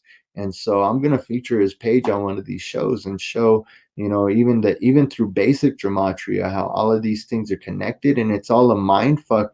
And that's why it's called a psyop. It's a psychological operation to get into the minds of men, to create a reality that is beneficial for their opportunistic minds, and they'll do whatever they need to do, and feed off of the energetic sources of people and the soul of people, the spirit of people, and that becomes outwardly projected in the various ways that we see of being what we have being revealed right now and disclosed with the pedophilia and all of the pedogate and adrenochrome and cannibalism and all of these horrible things that people really just can't come to terms with are actually happening. And again, they're happening and manifesting because of the inward state of the traumatized inner child of people that have been traumatized. And so that's the thing, is that we've got to realize that the worst of the worst are the ones who have been traumatized the worst and socially engineered the deepest, man. They come from very, very dark bloodlines and generational trauma. Talk about generational trauma that's been implemented and goes so deep that it gets to the epigenetics of things, gets to a cellular level of things. And man, it's just, this is why I really feel like it's important to have people who have such a wide range of knowledge, like my homie, my brother. I won't even say homie, because when you decode shit like that through gematria and look at some of the Freemasonic ways of of implementing reverse kundalini and mind control through sodomy and what homie really means and shit like that, and the whole Baphomet agenda, you stop using terms like that, or at least you try to at least be conscious about using terms like that. So I'll call him my brother, because I think if you're an adept in this conscious community, then that's what we are. You realize that we are all connected, and fuck color, because it's not, that's one of the dividing lines that's been given, regardless of the way that one culture or another, or the melanin level in another person, in those that are in control right now. You know what? We see that in every aspect of every culture, we all have evils that have been implemented by every the tops of every one of these cultures, and they've used this type of social engineering and this type of mind control and this type of mind magic to fuck those of us out of our own sovereignty. And so I see my brother has jumped back in, and I just want to see if you have had a chance to listen in, bro. If you want to expand on any of that I touched on, feel free. But I know that if you were driving, you might not have had an opportunity to be listening while I was talking about all of that. And I know that I went on and on because I was just feeling a flow from source comes through with a lot of important things. And so if you did hear any of it and you want to expand on any of that, man, please do. Was your drive good? You good, homie? Let me add you. Hold up, hold up. Let me see. I got something over here. There we go. You're back now. My bad. Nah, it's on me, bro. My bad. But yeah, gonna get them some grub. But I didn't. I didn't hear it. I ain't listen like I was supposed to though. But I just tuned into the last little part of it, what you was expounding Oh, on. yeah. Yeah, so I was just talking about the importance, and especially right now, and having every piece, just what you were touching on, the aspect of connecting and respect that you give, in connecting with every piece, and the way that expands, and really how we can discern through that expansion of our connectedness and our spiritual aspects of ourselves, and realizing that we got to quit demonizing other people for their culture, for their religious beliefs, and start actually looking at the truth in all of these things, because in all of these things we've been given the truth and the lie, and it's up to us in our own sovereignty to discern these things. And so the importance in that, to take all of it in and to take the truth of it. And I think I've even seen you post something about taking the meat and spitting out the bones, and really having that responsibility to discern these things, and then standing up and having the responsibility of saying, all right, fuck it, I am a co-creator in this reality, and I have the ability to choose. Am I gonna fucking bring about and perpetuate and step into a timeline of transhumanism and agenda controlled bullshit, or am I going to actually help co-create what many religious writings, and like you touched on, the Mayans said in 2012 we were coming to the end of an age, and in this new age we have been given that sovereignty and that inheritance of being co-creators, and we have to snap out of this social engineering that's being used by those in control that don't want to give up control, which actually they already have lost it, and they're fighting desperately to keep it. And so if there's anything that you want to expand on as far as being co-creators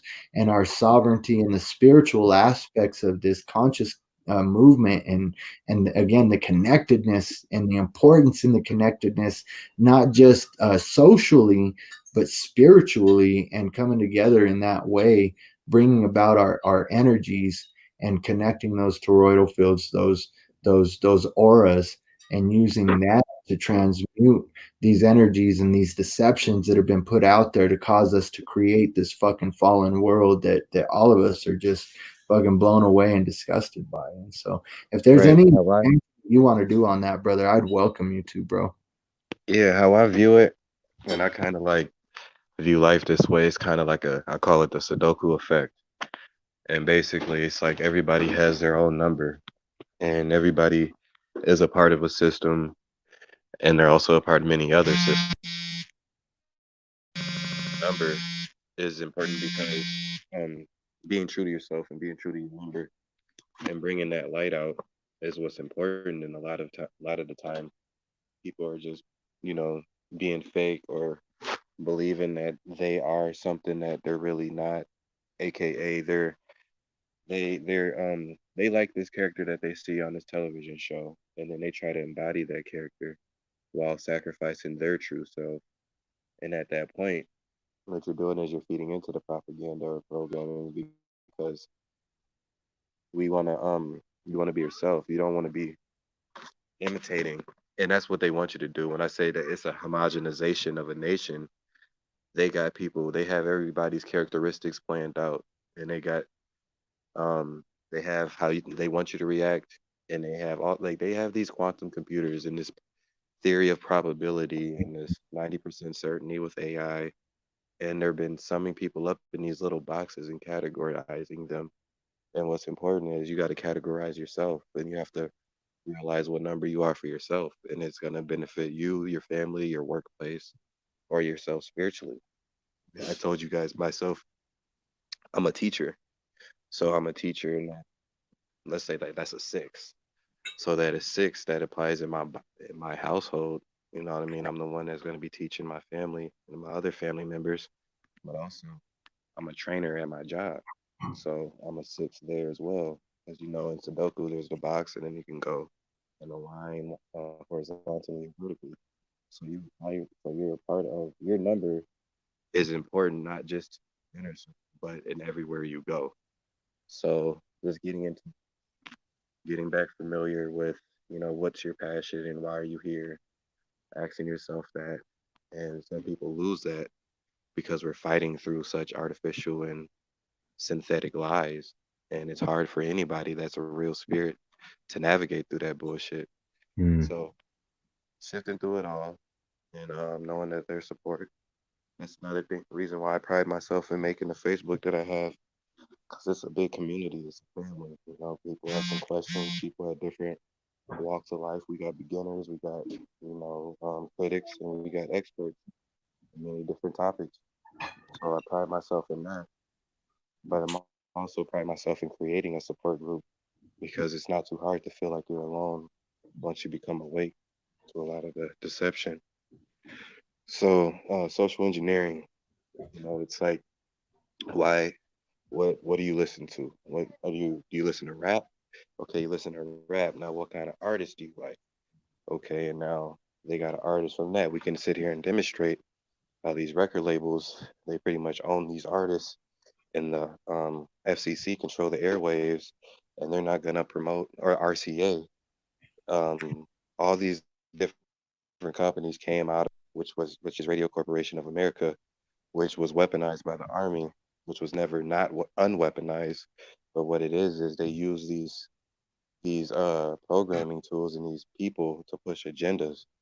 And one of the agendas is people wanting to feel like they got to shoot up people or rob or kill. And that's just for us and listening to rap music. So I've been trying to step out of that and wake people up to not, buying into that BS. Mm. Want more for themselves. You ain't got to feel like it's all about jewelry, money, cars, and clothes. It's Mm. more. It's more to this life than that.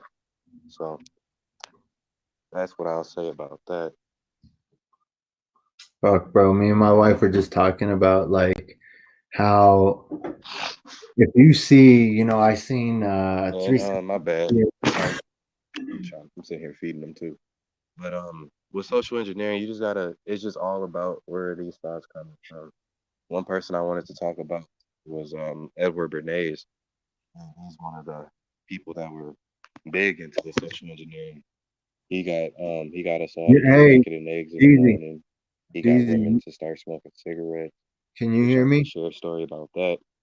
So they Your sell mic this. I think it was like Lucky Strike muffling up. cigarettes or something like that. They wanted to appeal to more of the population because they just had men smokers and they wanted to sell more of their products. So they tried to find out ways to appeal to women. And one thing that they did was they hired Edward Bernays, and he told the media to come because there's going to be like this parade or something like that. I'm paraphrasing, but he told the media to come because there's going to be a parade and there's going to be women there with torches of freedom. So when the media all got there, they had the cameras rolling, and then Edward Bernays hired the models. They're like some bomb ass models or whatever, and then they all were lighting up. When they told them to light the torches of freedom, they all sparked up the cigarettes. And what it was a lot of these women's were, it was like during the feminist movement or something like that as well. So symbolically they were just showing women being independent by lighting torches of freedom, aka just a cigarette. What we see today, if we see like women that smoke cigarettes, those are the women that are kind of the ones feeling like, they don't need no man and they can just do everything on their own. But that's not necessarily the full case.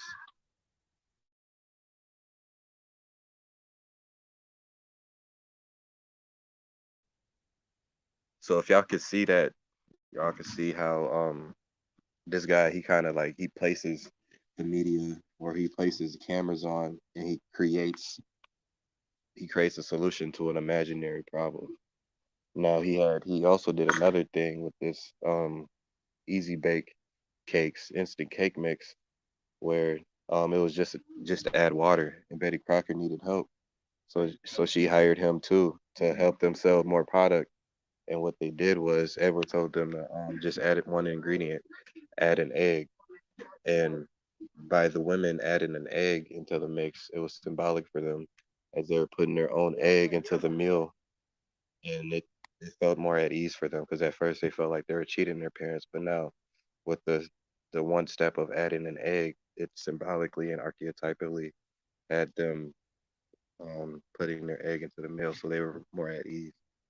These are the tactics that we're up against, and people don't realize it, and people got to really be privy to it because it's happening in all different ways.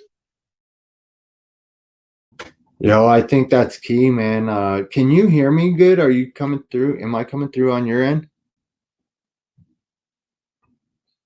Deezy?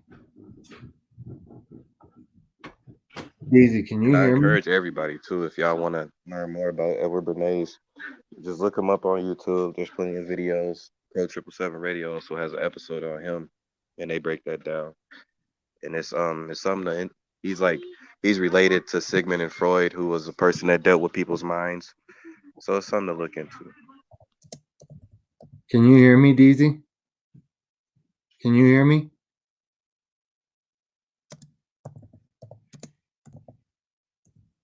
Bro, I've been talking. Can you hear me? Hey, family is And what my I do, I try to make this social engineering easy for everybody to do and just like reveal the steps so they can kind of combat it themselves because it's real tough if you don't know how it's happening. You know what I mean? Hey, Deezy, can you hear me? Kordell, can you hear me? Hey, bro. I think we're having a problem here connecting with each other. I think your mic muted, bro. No, my mic's not muted. The chat can hear it. Yo, yo, yo, Hey, bro. Chat says it's fine. Are you in the chat? yo, Joe.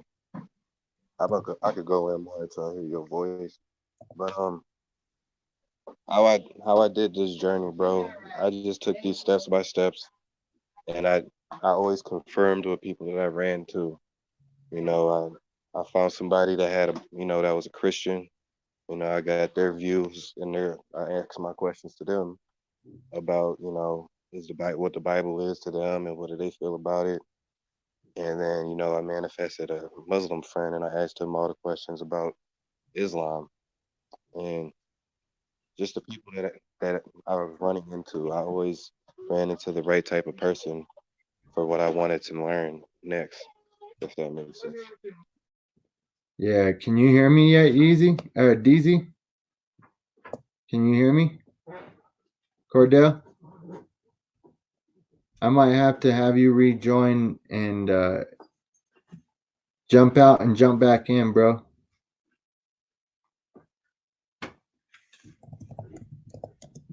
Are you in the chat?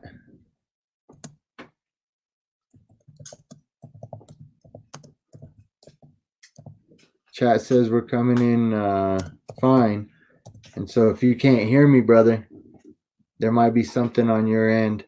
And so if you can jump out and then jump back in, family, I appreciate your patience and hanging in there. I see y'all being active in the chat. And so I'm trying to get his attention through the chat. I might Yo, ask, Joe, hey, can you hear me, bro? barely. Can you? As I'm talking, homie, and the chat says I'm coming in through fine, and they're hearing you fine. Raphael's going to text you for me. So hopefully you checked your phone and you see him texting you and let you know to jump out and jump back in. I don't want to kick you out of the studio, but I think you might need to disconnect and reconnect in order for us to hear each other clearly. I'm hearing you fine. You're coming through great. But hopefully you get the message to just jump out and jump back in. And if I need to, I'll resend a new invite.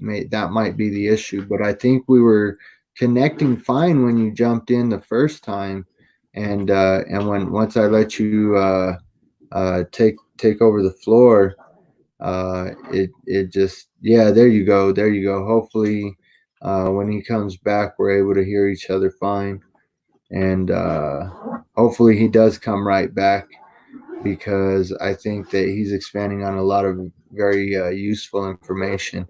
Are you hearing me now, bro? Let me add you to this. You hearing me now? Yeah, All right. Yeah, I don't know what happened, bro. The chat was saying that yeah, we were coming through yeah, fine on yeah, the. yeah. And so I think we touched on a lot of useful information, and I want to come full circle and talk about something that you touched on when we started having an issue with the mic was the music.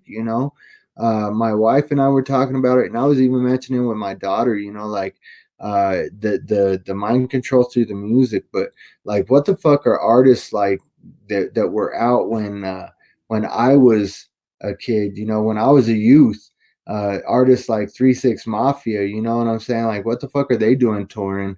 And you can rest assured that there's an agenda, a social engineering agenda, like you said, to poison the minds of the youth and to just continue to downplay the power of the feminine.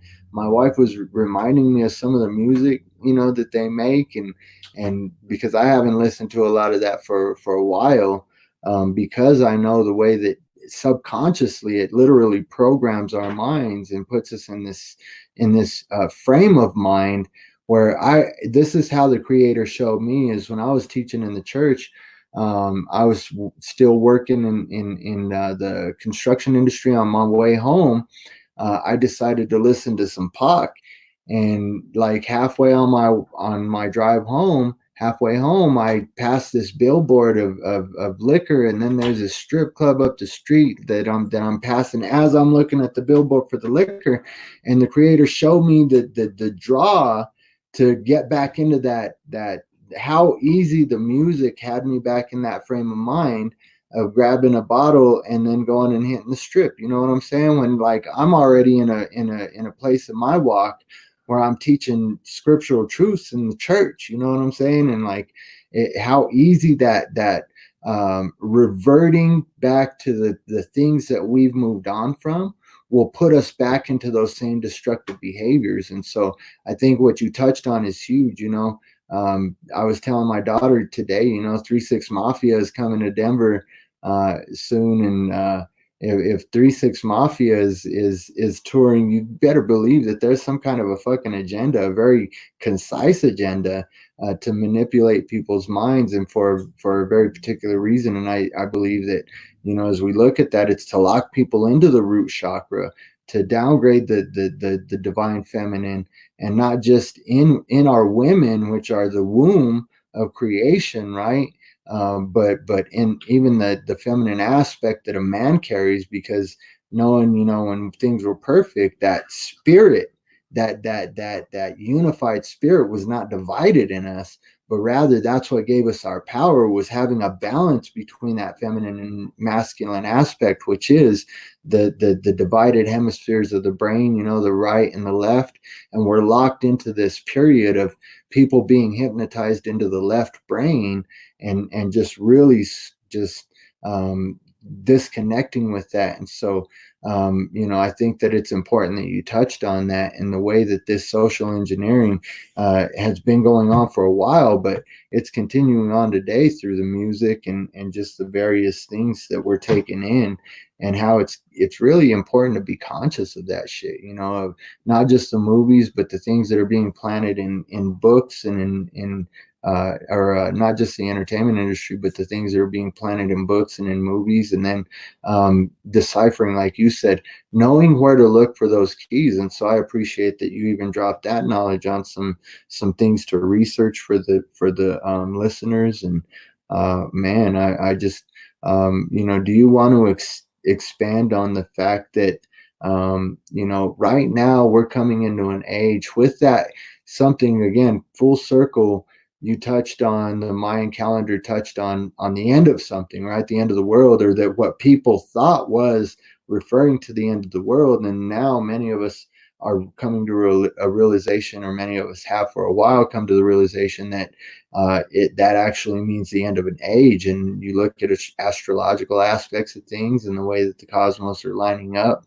And then you go deeper and you look at again, the neuroscience, the metaphysical aspect, and the quantum physics aspects of these things, and how this outward projection is actually a mirror of what's happening inside, and how we're actually universes creating and evolving the universe itself with the power and the divinity that we've been given, and the importance in this social engineering, and how we need to just some more of those things that we can avoid, or as we're waking up, some of the things that we can be conscious of, or some things that, let me put it this way, is there any pitfalls that you can help people avoid as they're coming into this awakening, as they're coming into contact with this information?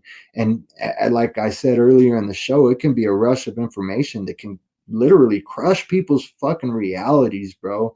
And so I think that's one of our responsibilities as adepts, is to bring about not only the knowledge, but the calming and even the confidence that we can have in coming in contact with this knowledge, that shit, we are kind of responsible for what's going on, because we are all co-creators, and we've allowed this social engineering to take over. And so what are some pitfalls that you think you can help some neophytes avoid as they're coming into this consciousness and awareness of self and their divinity, their power, and even the confusion that comes along, the chaos that's sparked from some of these things that we come in contact with, the knowledge that we come in contact with, bro? A few pitfalls I'd say is like probably just you don't want to just accept anything anybody's saying. You want to challenge it. So when you hear things, even if it sounds good, you want to go out and challenge it. And what that does, it kind of makes you apply the knowledge, and it makes you like an active user or an active person in this. You're not just willingly going with the flow. And then once you start challenging stuff, it becomes second nature. So you challenging every narratives, even if whether it's the news, whether it's Animal Planet, you asking the questions like, why is this camera placed here? Why are they playing this type of music? Why do they want me to feel this type of way? So, so that's one thing. A pitfall is just challenge things. Don't just believe anything you hear. And also,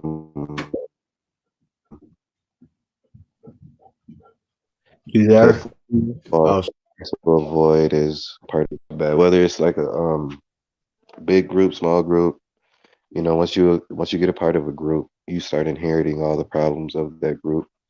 I'm a flat earther, but I ain't gonna say I'm a part of the flat earth society, because I know that they're making some bogus moves, and every all the bogus moves that they make is gonna reflect on me if I attribute myself to that group.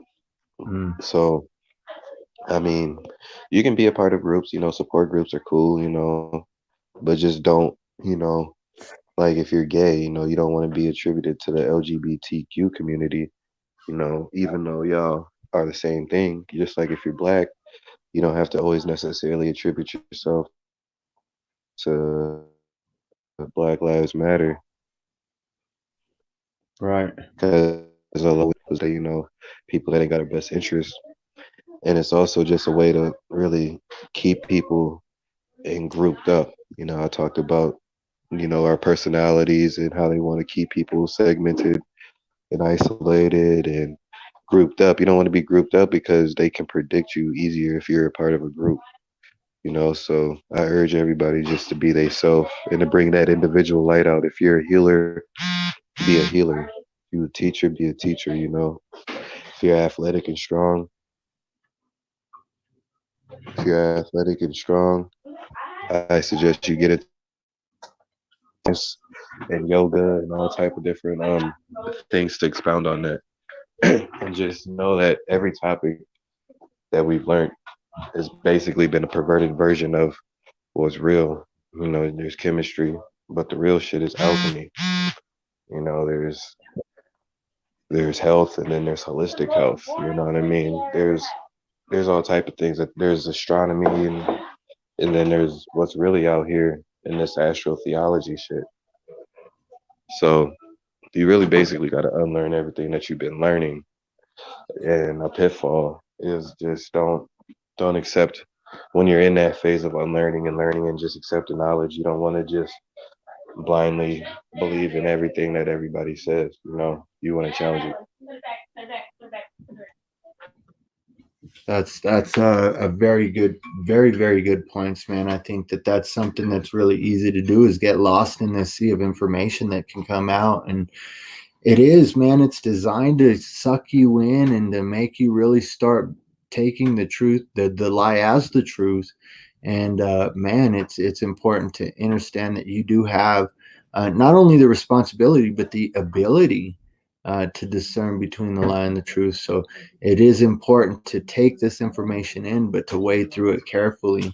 And I want to ask you, bro. I think that it is something that everybody goes through, but it's something that source that the creator's really been showing me needs to that something that's going on is that uh, part of this agenda is to get the people that are waking up to get into such a dark place through this opening of this information and being overwhelmed by this information and feeling like they're helpless.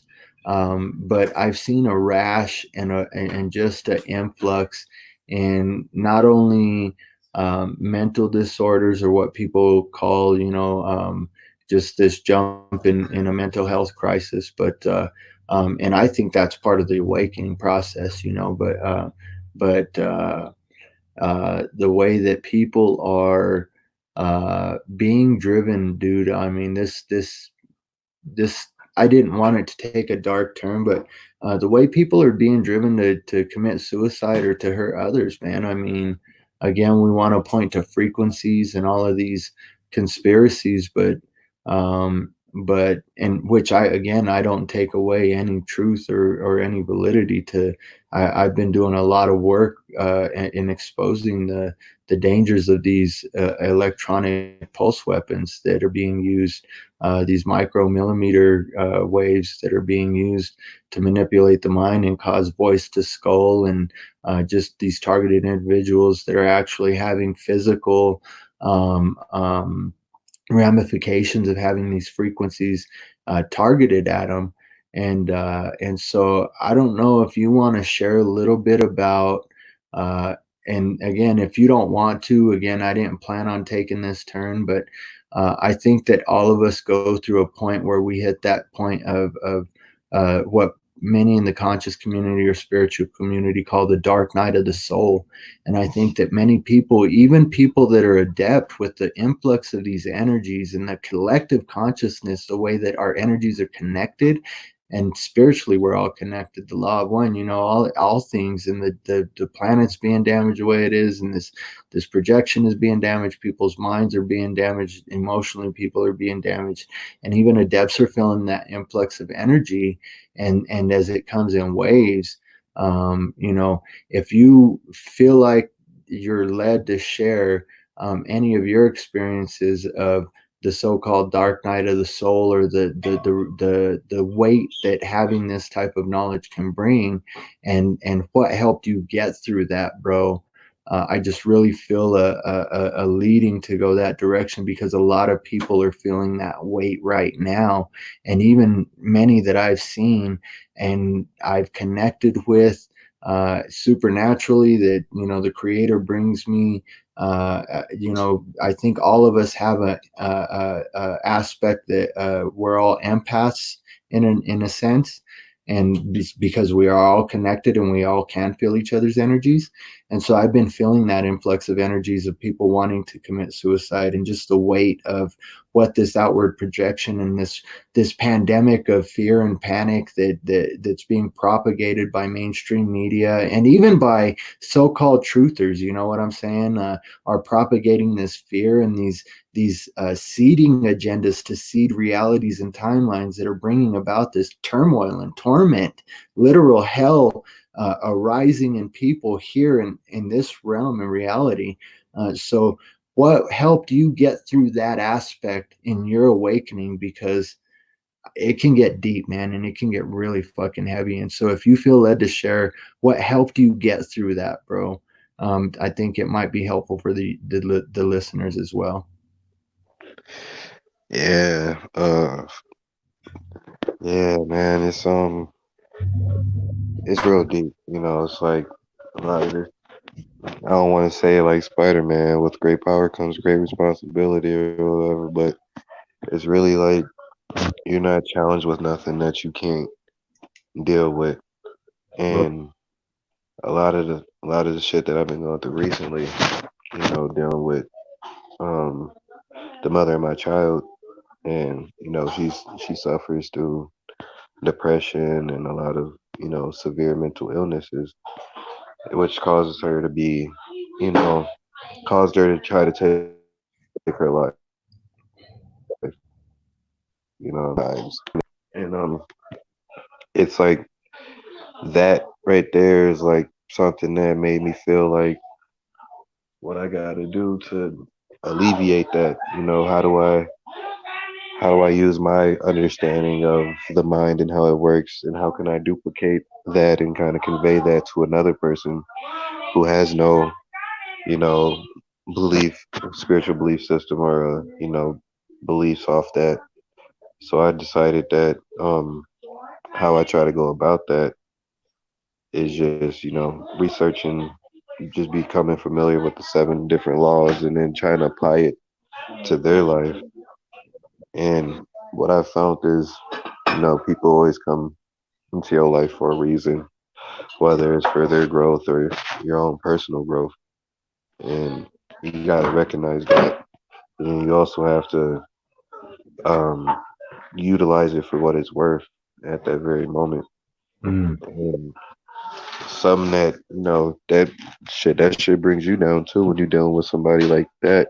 And just what it does is, just even if you're not going through it, it's almost like you're still going through it anyway.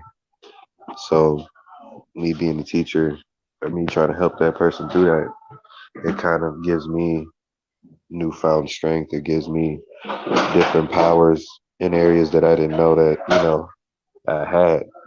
So at the end of the day, it's just trying to help people that come into your life, trying to realize why they there, trying to make sense of it, and then really like exploiting that, because you're not alone. In the moment that you feel like you gotta be alone, that's when that's what you don't want. You know, you don't want to feel like you gotta be alone. You want to be constantly growing, constantly expanding or touching different people that you can. Because if you don't, then you're just isolating yourself and stagnating yourself. and that's kind of what they want. They want us to, uh, they don't want you talking to your neighbors, or they don't want you to be, what's the word, conversating, or too friendly. So Mhm. it's important to really help out and extend yourself, even if you're at a low point. You know what I'm saying, or at a point in life in which you're not too happy with yourself, and then you'll grow from that. You'll meet connections. And like I say, you get that newfound strength.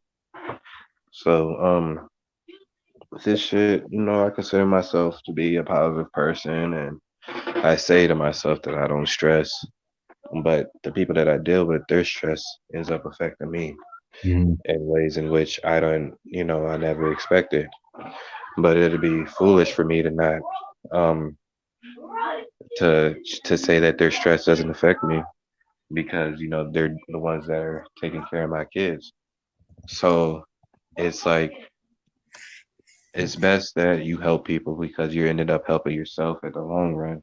But also, it's like, when you're in need, it's karma, right? When you give out help, help comes to you. But if you don't give help, help won't come to you, type of thing. So that's what I noticed about. Um, I don't know if that answers your question, but that's kind of what I got out of it, because I never heard that term before, or that phrase. No, yeah, it totally answers it, man. I think it's actually really on point, man. Connecting, and whether you feel like it or not is very important. In fact, especially in those times when you don't feel like connecting, it's important because it just it really brings me back to an episode I did on firm. It's called "Firmly Planted People." Family, y'all should go check that out because again, I don't just I touch on some of the research that I've done and how plants connect through what seems to be a neurological system in the root system and how they thrive off one another and they can actually communicate when one plant is sick. uh, the other plant, the more healthy tree or plant in the area will send it energy, and if it takes the collective plant life around it will send its energy. And that's literally what's going on with us because we are all connected. And as you said, just the principles, studying those principles and understanding even the law of one, that we are just like those plants and we got to be firmly planted. And we have to not only in the times that we have that swing of positive polarization and we're on that wave, that upward wave of the sine wave, and things are just on that mountaintop high, sharing the energy at that point. But when we're in that low point in that valley, we got to be willing to in the don't get me wrong, in the cave, man, so many jewels can be found in the cave, but we got to be willing to connect even by the spirit with our brethren, just to and by brethren I mean everybody, man, the collective. Those that are in their times of strength can actually provide that same type of energy and encouragement and growth, and just even in that, as we find those jewels in the cave, and as we're walking through that valley of the shadow of death with no fear, we can have those cosmic downloads and then the dots connected by connecting with others. And so I think that tonight's been great, man. It's been a great flow. And I think that, I think that right now, especially seeing how it's all come together and where it's all leading, I think that it has just been, again, the synchronicity and the timing and the practicality, bro. I think that as we become more and more self-aware, more and more aware of the spiritual, more and more aware of the various realms out there. Again, I believe that they're limitless. I know that when you look into the science of mathematics, sacred geometry, and frequency, energy, and vibration, electromagnetic spectrum, things like that. We can look, and science right now is pointing up to 12 dimensions in the brain, in the empty spaces in between the neural pathways of the brain, which, as they try to measure that tiny, tiny, tiny dark space and I believe that that's the positive black goo, the positive dark matter that we can transmute. It's actually a limitless space that can't be measured, and they've counted at least up to 12 dimensions that science can confirm are available in that space. And I believe that, again, through those sciences that I mentioned, the sacred geometry points to 360 dimensions, but I believe that it's literally limitless. And so, as we connect, we create limitless possibilities in the way that we can shape, map, and even seed new realities in this. And so I just, man, I think that I can't thank you enough for your time. And I'm down to go another 15, 20 minutes, whatever. But man, I just think that the way that this is shaping up, I think that, man, the practical aspects and the actual usefulness of the information in this podcast, in this live stream, goes beyond just searching the knowledge, not just in the books that are available, but even in the hidden gnosis that's been occulted through symbolism and through these various branches of mystery schools and sacred societies, secret societies. Um, there's something about that human connection and sharing in the gnosis and the realization of self and the realization of being connected with source and connected with each other, that goes beyond just searching that wisdom and that knowledge. And it really does connect those infinite dimensions, and weaves a web of not only quantum consciousness, but the love that comes from source into those empty spaces that haven't experienced that love yet, that are, as we know, time isn't linear, but it's more cyclical. And when we go beyond that into the quantum physics of things, and we see that it's more like a web, as these dimensions and these Yeah, timelines. that's what I wanted to say too. Like when people said that the Mayans, oh, the world is in it because the Maya said it. No, time, they understood that time is, in a cycle versus linear like we depict it. And Right. we can demonstrate that by saying shit like, we know the cycles of the year. It goes summer or spring, summer, winter, and fall, or fall and winter. Then the cycle repeats. Doesn't just end after winter is done. So we understand that time works in a cyclical way versus linear, but they try to make it seem like, oh, there's a timeline and history's timeline and line and linear. They made us feel like we started in a place and we're going somewhere. Mm-hmm. And like we're I think we're at a point where we're like not necessarily a rebirth, but like a rejuvenation type of type of spot right now. A lot of people are being awakened and things like that. So I feel like there's a big reset happening right now.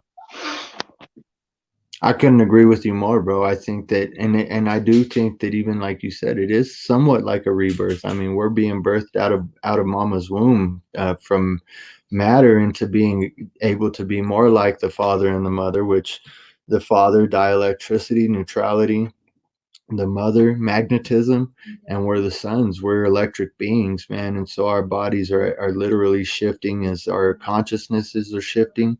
And so I think that there's a lot to be said about the deceptions. And my wife, sitting here and made a very good point. Like, you look at all of our calendars and the way that they've been shifted into a linear, all of our weeks are straight, everything is straight, when really every other culture and all of these ancient cultures had cyclical calendars, round calendars, circular calendars, and that we are in a time of rejuvenation, and if you want to look at it that way, rebirth, because we're being birthed into that next evolution of what we're really supposed to be. And so, man, there's a lot to be said about even just the deception in that, and how it does play in with the actual projection that we're living in, that we perceive as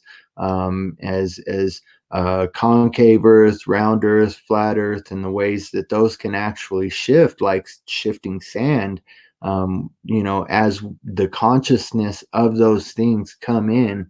And I think you and I have shared in before, Martin Kenny's model, that cosmic egg model, which kind of actually molds all of those theories together in a way, and does map out a flat Right. plane inside of a toroidal field, which is like an egg, which is like a concave earth, which is like a globe earth. And so Right.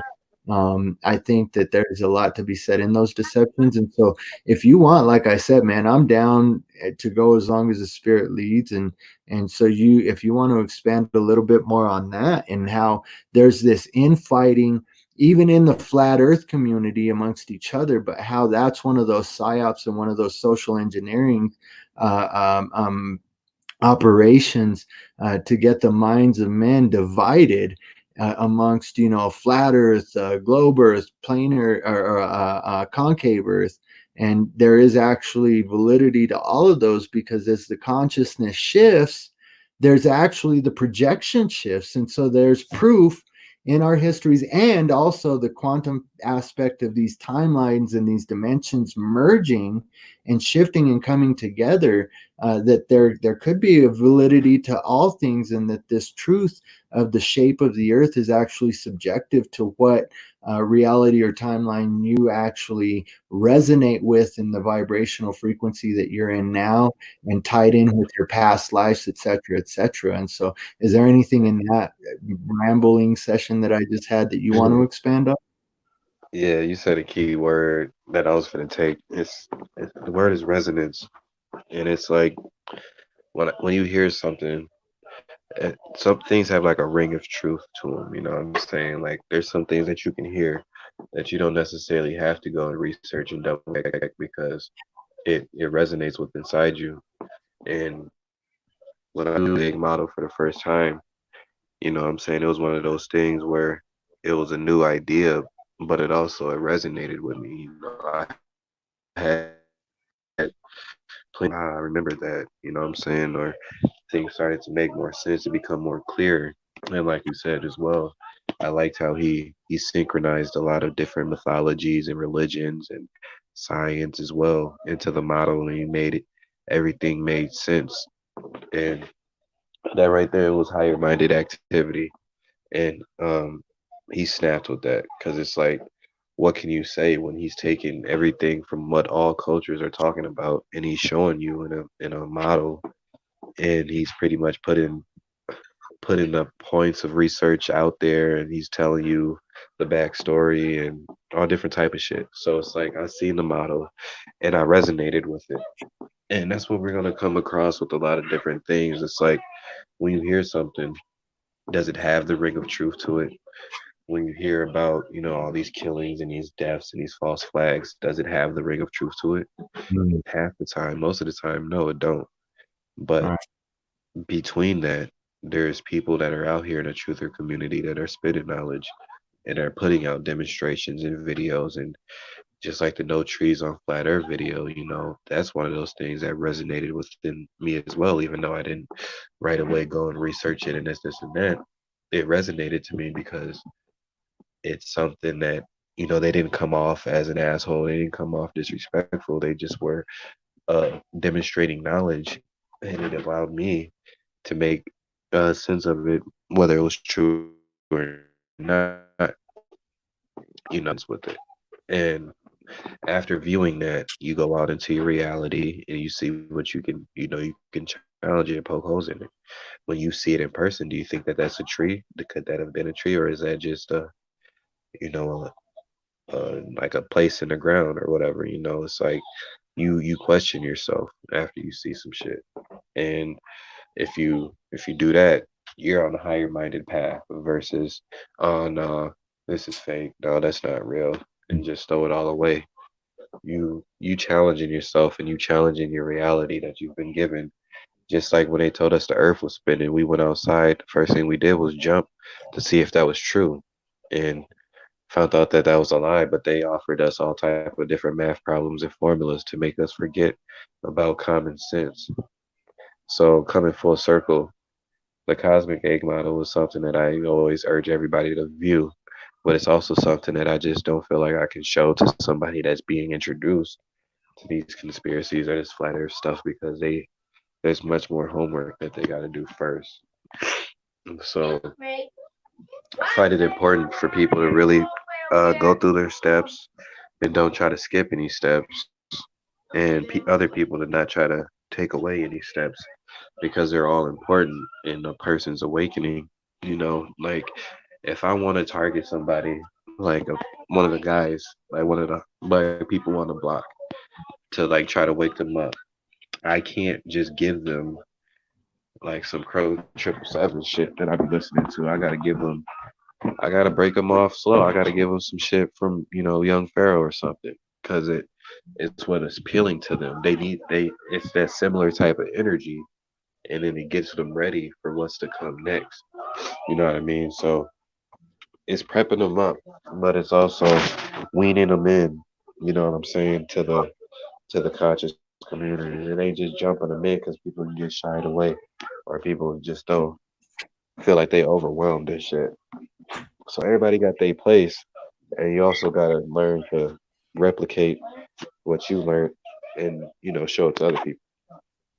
Word, I think that's important, man, because we can damage the psyche by overloading people with information that they're not ready to hear. And so I think that resonating is very important, and having that discernment and taking those steps, as you say, and I think that that's something that I think is one of the reasons why I connected with you on a spiritual level and on that mental level, was seeing again the tact that you took, and that you not took but take in teaching what you teach, and your willingness to ask, have people that ask questions, to answer questions, to not shut people down or make them feel like they're below you, or and I think that that's a lesson that a lot of people in the truther community, what, family, if you're consider yourself an adept, and you're out there belittling people, and you're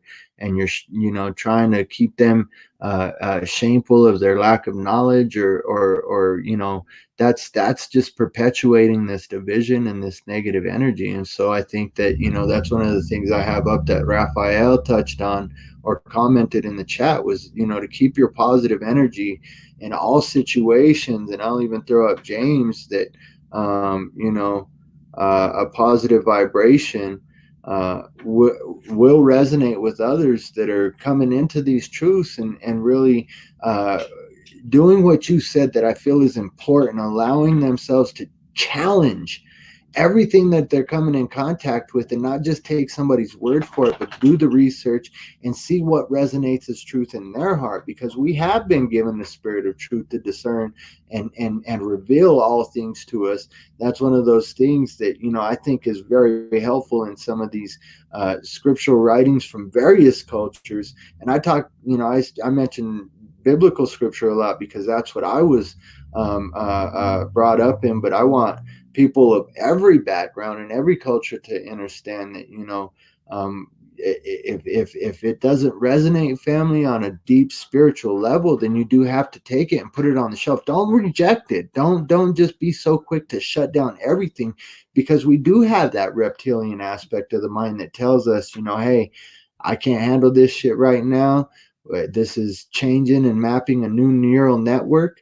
And I touched on that on one of my other live streams, that you when you come into contact with this new information, and you allow your mind to go through the process of challenging it, and testing all things right before that spirit of truth, and seeing what is truth and what you can reject as a lie, then it actually starves those old neural muscles, those old neural networks, and creates new neural networks, which is actually a biophotonic flash in the brain when these new neural networks are created, and which is in the ancient writings, the enlightenment that does actually cause a glow around people. And so when you see people, and like I said, man, just watching you on Facebook and seeing that glow and that energetic resonation that is literally infectious, man. I think. And then it's crazy. What makes it even more crazy is you can view that shit electronically. Like my avatar that's on here is the same avatar that I got on my Facebook, but it's like you can still read signatures through technology, and that's just fucking crazy as fuck to think about. Like I had a post that I just had like, it was like one of them gifts, and it's like flashing all the different and then like people screenshotted it, and I kind of gave them like a little mini tarot reading. But what was interesting is a lot of them were kind of spot on. But what's more interesting is that all I did was just gain all the knowledge that I got was just from their Facebook or from what they said or their picture or just different type of things that I never encountered these people face to face, Mhm. but just understanding that you can read a person's signature electronically is fucking crazy as fuck. So That is. just imagine how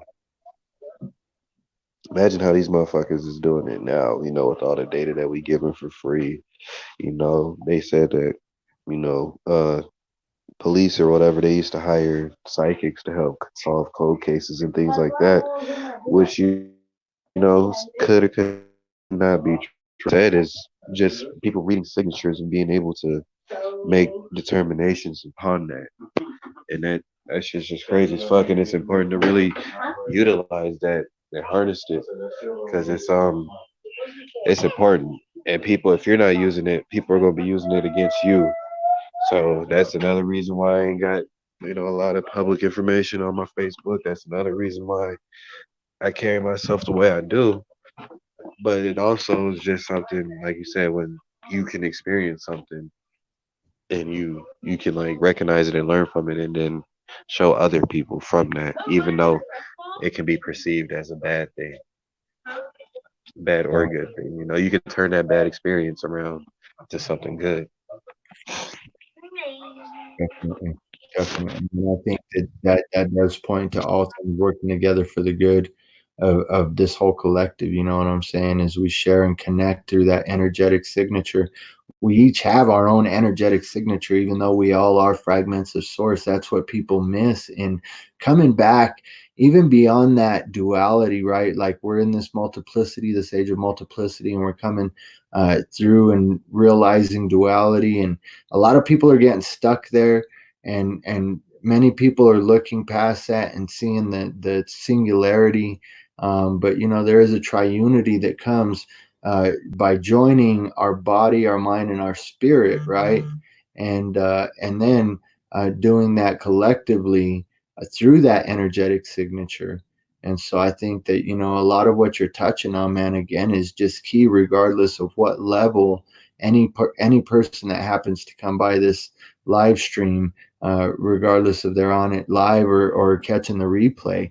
Man, I think that it's just flowing, and you're hitting on very, very key things, that many people look past. Again, when you get into that area of having this kind of knowledge, everything is too spiritualized, and don't see how you can actually use it practically. It's even the ego, kill the ego, kill the ego. Well, no, you manage the ego, you overcome the ego, and you cause that motherfucker to submit to you, so that you know how to use that ego to connect with people on their Right. level, wherever they're at. And so I just love that about you, brother, and that's awesome, bro. Yeah, bro. What it is like once you're becoming more and more awakened, your ego is becoming more and more concentrated. And that's what people don't realize. It's like, okay, on some of the approaches I have, I might sound cocky or I might sound condescending, but that's one, my ego being concentrated, because I'm trying to purify my soul and spirit and unite them. So my ego's, I'm trying to burn out my ego. But as you're burning it, it's becoming more and more strong. It's becoming lesser, but it's becoming more and more potent and stronger. So what I see in a lot of these conscious folks is, okay, the more awakening they get, the more cocky they get. And I see it and I understand what it is, but I also understand that they gotta, you see where they at and where they gotta work from.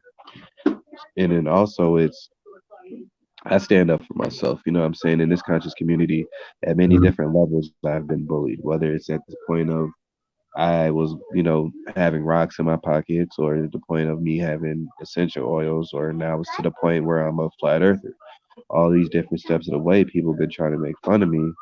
But now where I'm at, you know what I'm saying? And I got this, this backing and the support team that I got, you know, I'm sticking up for us all because I know we all went through that. So when I come at people, I'm coming at the people that came at us, you know what I'm saying, and tried to make fun of us. And you gotta stick up for yourself at that point. And we go through a lot of bullying. I ain't gonna stunt. I can take it. I got thick skin, but a lot of people don't. So, it's funny. It's just something that I dish back out a little bit. And it's funny because people be like, "Oh, you say you're so woke, but you're still cussing, or you're still mean, or you're still this and you're still that." Well, I'm also a social engineer, and I'm targeting a certain audience whenever I post something. I might be talking to the intermediate level people. I might be talking to the beginners. Might be talking to the critics. You know what I'm saying? You're supposed to, like we talked about signatures. You're supposed to, weed that out and understand who I'm talking to. Right. And that right there is it's important thing that I do because I got many different approaches. It's the ethos, pathos, and logos of the Greek the Greek rhetoric or something like that. You got to speak how you're speaking when you're speaking to a certain crowd, and you have to look a certain way. Your demeanor has to be a certain way. Your pitch has to be a certain way. People wouldn't take me serious if I was a modest flat earther or just a little, oh yeah, the earth may be flat, possibly, not sounding so uncertain, but I come with it with certainty. I come with it like you should have known this. You should know this. You whatever. If they step to me, they know what kind of fire I got. I'm not no beginner. I Right. I'm a knowledgeable person about this, and if you want to step up to me, you're not just finna belittle me. So you can see that from my approach. You know what I mean? Like I ain't taking no shit. So that's another way how you got to take, display yourself. You got to have that confidence, whether it's cocky or kind of sending on surface level, but where what it comes from all the people that shit talk us on the internet. I've never heard so much hurtful shit just by saying that the earth is flat. Like, what the fuck? It's just crazy. But whatever. You dish that shit back out, and people catch on. You know what I'm saying? People, oh, this guy's really serious about it. You know what I'm saying? Maybe there's something to it. You know what I mean? There's all that. It's always about, the as well as the people that you're dealing with. And I take all those into account, in which you have to if you're an alchemist or you're a spiritual person. You want to know the outcomes of your actions. You want to look down the line and look down the future to see, okay, if I say this, then this is going to be the reaction, and if I say this, then this is how it's going to be. And if I say this, then this is how it's going to react. Nigga, Rafa say animosity for how we think, but it's how we receive and transform that energy into a moment to reach and expand to continue growing. But you have to stand your ground as well. That's facts. That's it. It's boiled down. You know what I mean? We receive a lot, and it's really fucking crazy. And if anybody's getting bullied, it's us. But what comes from that is their support. I'm big on support. I open my platform up to everybody that wants to talk. You know what I'm saying? Even though I talk shit about their stuff, I want to have them there to defend themselves if need be. So I be tell people if they feel like they gotta say something, just say it. Don't feel like I'm attacking you. Defend it. I got trannies, I got gay people, I got witches and wizards and Christians and Muslims, and I got everybody because I'm talking about everything. And I want people to defend themselves, and I want people to see that I'm having these conversations with them, and that I'm not just blindly saying shit. Yeah, man, and I think that's important to that you mentioned that, in this conscious community, there is a lot of superiority complex and bullying going on, and a lot of people trying to just freaking belittle and really just discourage people, man. That's what it does, is it discourages people from Mm. connecting and from seeking out truths. And so I think, again, just hitting on another very, very important point, man. And like you read Raphael's comment, man, I think that it does. It's important to do exactly that, as we are, again, coming back to the realm that I was a teacher in scriptures. It says that Christ was scoffed, and his own family thought he was crazy, and he was persecuted, and exactly that, belittled, and had all this animosity. And we go through that spiritually as we have these kundalini awakenings, and that viper pierces that Christic crown energy, and we have these things fall on us. And it really is how we transform that. But it shows the character in those in this field, in this conscious community, that are actually walking with that Christic energy, with that anointing of the chrism or the kundalini energy that's risen and opened somebody's third eye. Whose that third eye is really open, by the way that they're loving, and by the way they're standing up for people. And I think that that's one of the things that I just really, when I bring somebody on, man, it's I really pray about it. It's not based on just on their knowledge, which I again, I want to commend you for your willingness to take the time to do the research and to dive deep in the freaking wide variety of fields that you have, willing to take in all that information and allow that divine spirit in you to discern through the disinformation and find truth in it all, and how it connects, and how you can use it to do just that. Walk like Christ, show that love, and stand up for the people. What does it say? Whatever you do unto the least of these, you're doing unto me. And so that just points to what we're doing to one another. We're perpetuating in humanity and creating in this projection. And so, man, I think that um, just an encouragement for anybody who is in this community. When you start to get puffed up with the pride of that knowledge, understand that it's just like my brother said, you have a great responsibility with that power that comes with the gnosis that is birthed in you. And that is literally going in that one path that's a destructive path, when you start to allow that to cause your head to get big, and you start freaking, just not just discriminating on people, but having that superiority complex, or that God complex, that you're greater than everybody else, and you know everything more than everybody else, because in the allegorical shit in scripture about God using a donkey, is that he uses the meek, man. He uses the ones that you would least expect, or that you would call a jackass in your pride, to actually humble your ass. And when you're humbled, you need to receive that, and realize that. And I've seen this brother humble some people who, yeah, they might have knowledge, but they have not the love that comes with that true anointing of the what should I say, the being worthy of carrying and teaching that knowledge. And so, brother, I just want to encourage you to keep doing what you're doing on Facebook. And I again, I'm not trying to shut this down, man. Is there any other topics? Is there any other direction that you want to take this in? Anything that you feel that the spirit is pushing on you to get out right now? Let me say this: if this is your last opportunity to share in your wealth of knowledge, man, I want to get it out, whether it takes a full 3 hours, 3.5 hours. So is there anything else that you feel that you're pressed on to share, and just drop some knowledge on folks, bro? Oh, I think we lost him. I think we lost Deezy. So if he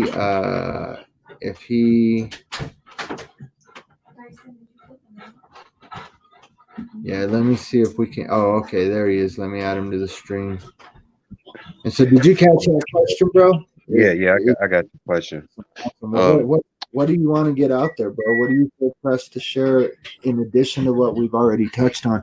And by the way, I think that we've touched on some very, very crucial shit tonight, and some very, very um, deep, deep things, even in the most basic things we've said, it's going to reach a lot of people. And so, again, I'm not by any means trying to shut this down, man. Drop some more of whatever the spirit's leading you to drop. If you're in the flow and you're gaining those or flowing in those downloads, brother, share it, man. Yeah, bro. I ain't gonna stunt.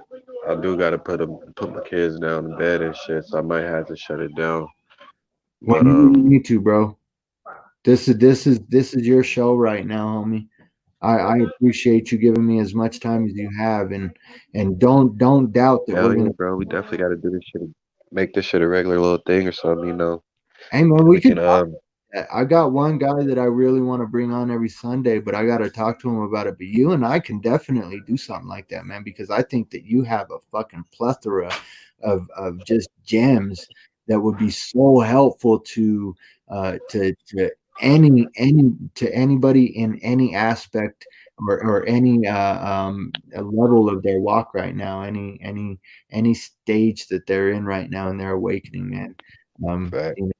You really should share with them. And so I'd love that, man. And yeah, if you do, if you have something else that you want to um, uh, add or continue with or expound on, brother, like I said, the floor is yours. We can go 3 hours. We can go until you have to put your kids down. And if you have to go now, don't feel pressured to stay on because you will have more opportunities to use this platform to share in what you know, bro.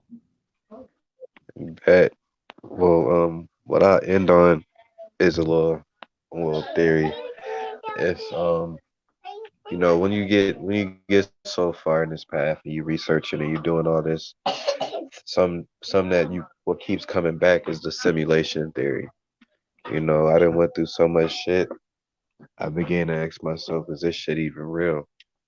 You know what I'm Hmm. saying? So you get into the simulation theory, or you get into the whole idea of the matrix, right? Where people are just going through a whole virtual reality thing, and our energy and shit is just being harvested.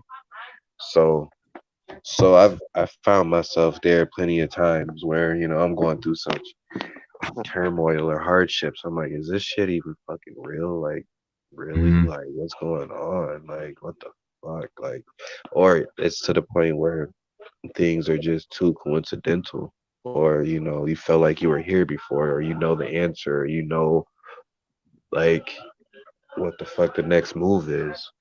So all these things always end up leading you back to this simulation theory, and it's something that I've never necessarily proved out, but it's also something I never necessarily dismissed. You know what I'm saying, in its entirety. So it's something that when you reach that point in your awakening or your journey, I suggest that you look into it and you just make the best of that shit, or make sense of it. Try to figure out why you at that moment, why are you doing that. If you are being controlled, then just laugh. You know what I mean? Don't take it so seriously. I'm speaking on if it's a dark moment. You know what I'm saying? Like people, I had people crying over me, or going through fights and this and that, and I'm just like, damn, is this shit even real? Like, it's like I can't even explain it, but it's literally that's the thoughts that go through my head. Like, is this even real? And at that moment, you just gotta laugh, or you gotta do something to ease yourself. Because if you sit there and take it so seriously, it might be detrimental. It might hurt you. It might bring you down, which is for is to bring you down. But it's also like a reality check. So the simulation theory is something that I always like to touch on, and it's something that you can't talk about programming or social engineering without talking about the simulation theory, because our minds are being hacked and our energy is being harvested, and you're going through so much fucking trials and tribulation. It always feels like it's targeting you, and it's challenging you in all ways and different sorts of ways. So the simulation theory, I feel like there is. something. Like we are getting our energy harvested. Like all this money that we're spending, all this energy that we're pouring out is going to something. And whether it's the Leviathan or whatever that fucking being is that they're trying to awaken or some shit like that, or whether it's feeding AI or whether it's who knows what it is. But I feel like our energy is being harvested and we're going through this shit, but it's not as real as it seems. You know what I'm saying? So that's something that I like to end on. That's something that I want everybody to think about. Like, okay, we get into the law of attraction, we get into the things like, okay, we create our own reality, but what what is causing that? What are we really fucking here for? And the movie The Matrix was a perfect allegory for that. Himself in that pod, he had to take that shit out the back of his head. It wasn't even the same year. It was 1999 in the Matrix, and when he was at his job. But then when he woke up and got unplugged himself out that little egg and shit, it was like the year 2000. It was in the future, so to speak. You know what I'm saying? So we don't know our time. Basically, is what I'm trying to say. We don't know first of all, we don't know where we are at. Two, we don't know what time it is. Three, we're all walking around aimlessly, wandering around with no real sense of really anything. And Mm, four, we all know that this world is much more than what it seems.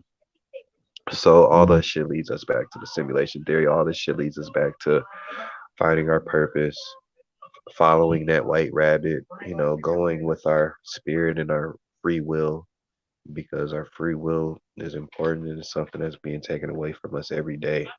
Free will, everybody, y'all gotta harness that and take that too seriously because our free will is being taken away. Variety is being taken away. They try to make us all the same five people. So, mm. in closing, I just want us to really like be ourselves, bring our individual light, and also just share with others, wake other people up. There may be NPCs, which is a whole nother topic, but it also dives in with what we're talking about here, the non-playable characters. There may be drones, and old texts. They say there's only so many souls on this earth, and then other souls that are in limbo. They're waiting for people to die so they can come. But there's also people that are here that have no soul. But Mm,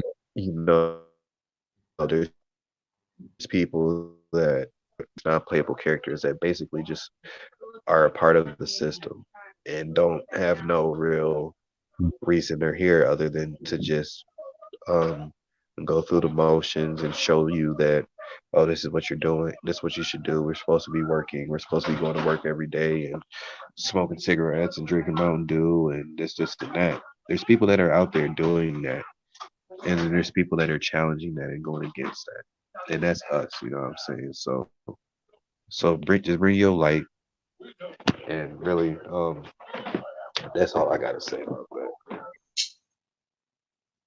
bro, it's deep, man. It's deep. We got another 3 4 hour show ahead of us, man, with just what you said in closing, man. Just the simulation theory. And I'm right there with you, bro.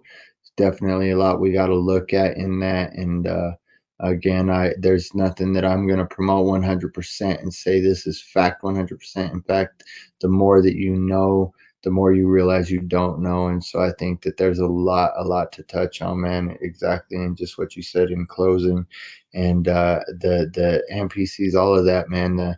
And some recent research that I've done regarding the thought forms that we can create through our creative abilities, and how some of these things are actually manifest in this creation or this matrix or this overlay, which, like you said, I believe matrix is a perfect representation of that we are all going to wake up soon and realize where we're really at and what point we're really at. And some people are going to shit, and the stress from it is going to cause them to literally die, or I mean, I was talking about how we house 1.4 volts of electricity in every cell in our body, and the level of stress and being polarized to one aspect of your pH being so acidic that it causes that electricity to cause your body to combust, and that's where spontaneous human combustion is actually factually a possibility. And so, I think that there's just a shit ton to speak on, and so many things that I think we're vibing at on the same wavelength and in the same frequency field right now, and so much that we can go into so much deeper on that aspect of things in the matrix and simulation theory, and just the way that there's so many ties to what's going on in our reality right now, and even bringing it full circle to the Mayan calendar and how that end of the age really kind of proves some of the things that you just said and the ancient writings, et cetera, et cetera. And so, brother, I thank you for your time. And I just want to also point out the fact that what you touched on in that is to just be present and to be yourself, be who you've been created to be. Figure that out by going within and searching yourself and searching that in that free will, searching that sovereignty and that divinity that's been placed in you, and connecting with that again, not killing the ego, disidentifying with the body, disconnecting with the body. Stay grounded in all things and be leveled and balanced in all of these things, and you'll be made whole. And family, when you're made whole, then you can start to conform to that picture of that the wise teacher, right, of Christ or Buddha or any of the other gurus. If you're whatever religious background you might have, that is the key. What Deezy said and what Raphael just commented: do it all with love. Be present. Be in the now. And don't allow the past to continue to solidify thought forms that are creating this reality and projecting some of these, even the NPCs that are intentionally here to keep us reverting back to that state of unawareness, and even I will say it this way: spiritual poverty, of not knowing ourselves and not knowing the power we have. And so, DZ, I love it, family, and I appreciate your time, and I thank you, man. This 3 hour banger is really just so much more than just content for a social media platform. This is right here is truth and love, and that changes the reality and changes the matrix, as you said, on so many levels, including that connection that we have spiritually and supernaturally and quantumly, all of these different ways, brother. And so I love you, man, and I appreciate your time, your energy, and that really is the currency that is changing this reality, is that currency of love, that current, that energy of love and unity. And so thank you very much, brother. And I'll let you jump off if you want to say anything that you want for the listeners. I have been sharing for people to jump on and follow you on Facebook, and I know that the followers or the subscribers and listeners, and yeah, Facebook followers, friends, have been very appreciative of what you've shared and the work that you do, bro, and the energy that you bring. Man, peace and much love, bro. I really appreciate you having me on here, bro. Real talk. This is like my first. I'm still new to this. I'm still trying to work all this shit out, but like connected with people like you, bro. Connected with like my nigga Raphael, everybody else in the chat. Just spending the 3 hours and spending this time. You owe it to yourself. Like imagine all the time we spent in school learning lies. You gotta really spend that equivalent amount of time relearning everything that you've ever been taught. You gotta make up for that. You owe it to yourself, and it'll be far more rewarding. People feel like, oh, I've emotionally invested, I financially invested, I went two, three, $40,000 in student loan debt, getting this education that they can't, afford to just throw down the drain. But what we're doing here is very beneficial to you and your spirit and your journey. The shit that I learned, I feel like if I die today, I came here and I learned, like you were talking about, breaking generational cycles and curses. I came here and learned things that I would have never learned, just following in line and following in my dad's footsteps or whatever. I made my own path, and that's what I came here to do. So just do that, family, and really make your life your life. You were reincarnated here for a reason. You gotta figure out what that is for, even if it sends you on a wild goose chase, even if you have to stop talking to family members. I a lot of my family members are always asking how I'm doing, this, and that. I've isolated myself. I went off the deep end. There's nothing that nobody's done that I haven't done. You know what I'm saying? And it's not even necessarily that my family did anything wrong. I just put myself in a position where I'm like, I gotta I gotta isolate myself. I gotta figure out this shit for myself. And Mm, at the end of the day, it's worth it. You know what I'm saying? I'm meeting valuable connections. I'm meeting people like you. I'm confirming my worth. I'm confirming my spirit is happy. Like I said, if I die today, my spirit to be happy because I came here and learned and did what I came here to do. So many people don't, and it's so sad. And I want this feeling for everybody. So I appreciate you, bro. I gotta go, man. I love you, bro. And we gonna do this again, bro. for sure, man. I'll hit your box and we'll get the details ironed out, man. Go ahead and tap out and I'll close out the show. I appreciate your time and your energy, bro. Much love, wholeness, and balance to you and your family. Appreciate it, bro, and you as well, bro. Stay Thank smooth, you. y'all. Definitely, bro. Thanks. Have a good one. All right, family. So I appreciate y'all being so active in the chat. I again just with the guests, I've been like just kind of focused on the conversation, and I haven't been super active in the chat or even mentioning the chat very much. I've been trying to watch for the comments that are in all caps in case there was any questions. And being that it's a 3 hour show, I'm not going to go over all of the comments in the chat. I will say thank you and much love to everybody who tapped in at any moment during this live stream. I think that there was a wealth of information and just a plethora of great energy and love. Just everything was steeped in love. And again, this Deezy, you did great, bro. If this is really one of your first long podcasts or live streams, I think that just it really showed that the no, James, you never chat too much, man. But hey, it really shows that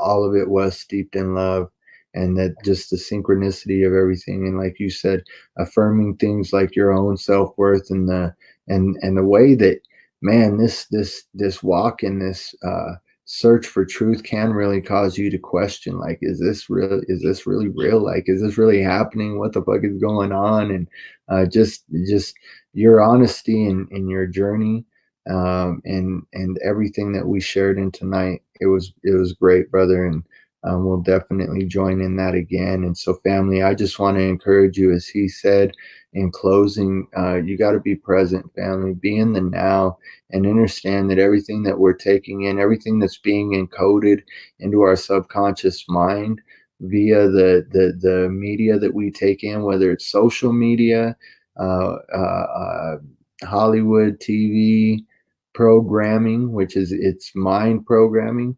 the entertainment industry, the music industry, specifically the music industry is just deep in this shit.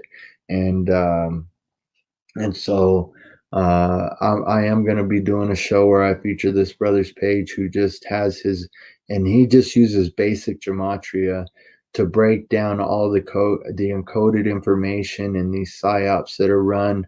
Whether people are actually losing their lives, which I believe in some of them they are, and a lot of it is orchestrated and it's all theatrics, family.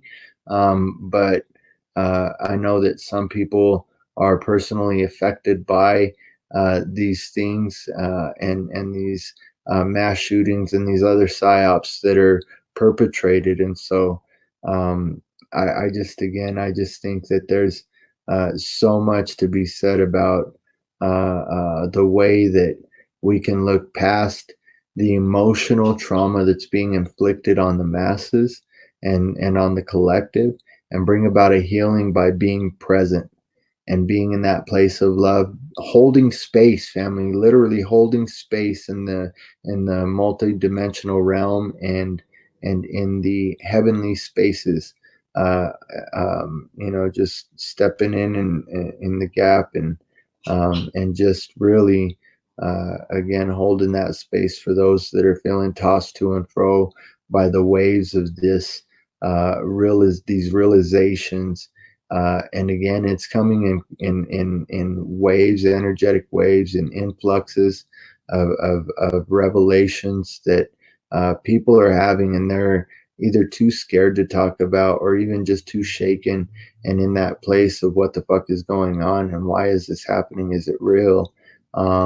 Family, we're in a time that it's an unreal time right now, and truth is stranger than fiction, and we have to be aware that in that shift, in that end of the age, and that shifting of uh, the experiential reality that's before us, we've been given that sovereignty and that divinity in our free will to change this every strange thing that's incompatible with that spirit of love. That's uh, you know this source that drives us, right? That one that is one with the Father of creation, the Father and Mother of all creation, the one that supersedes any gender or label that you can put on it.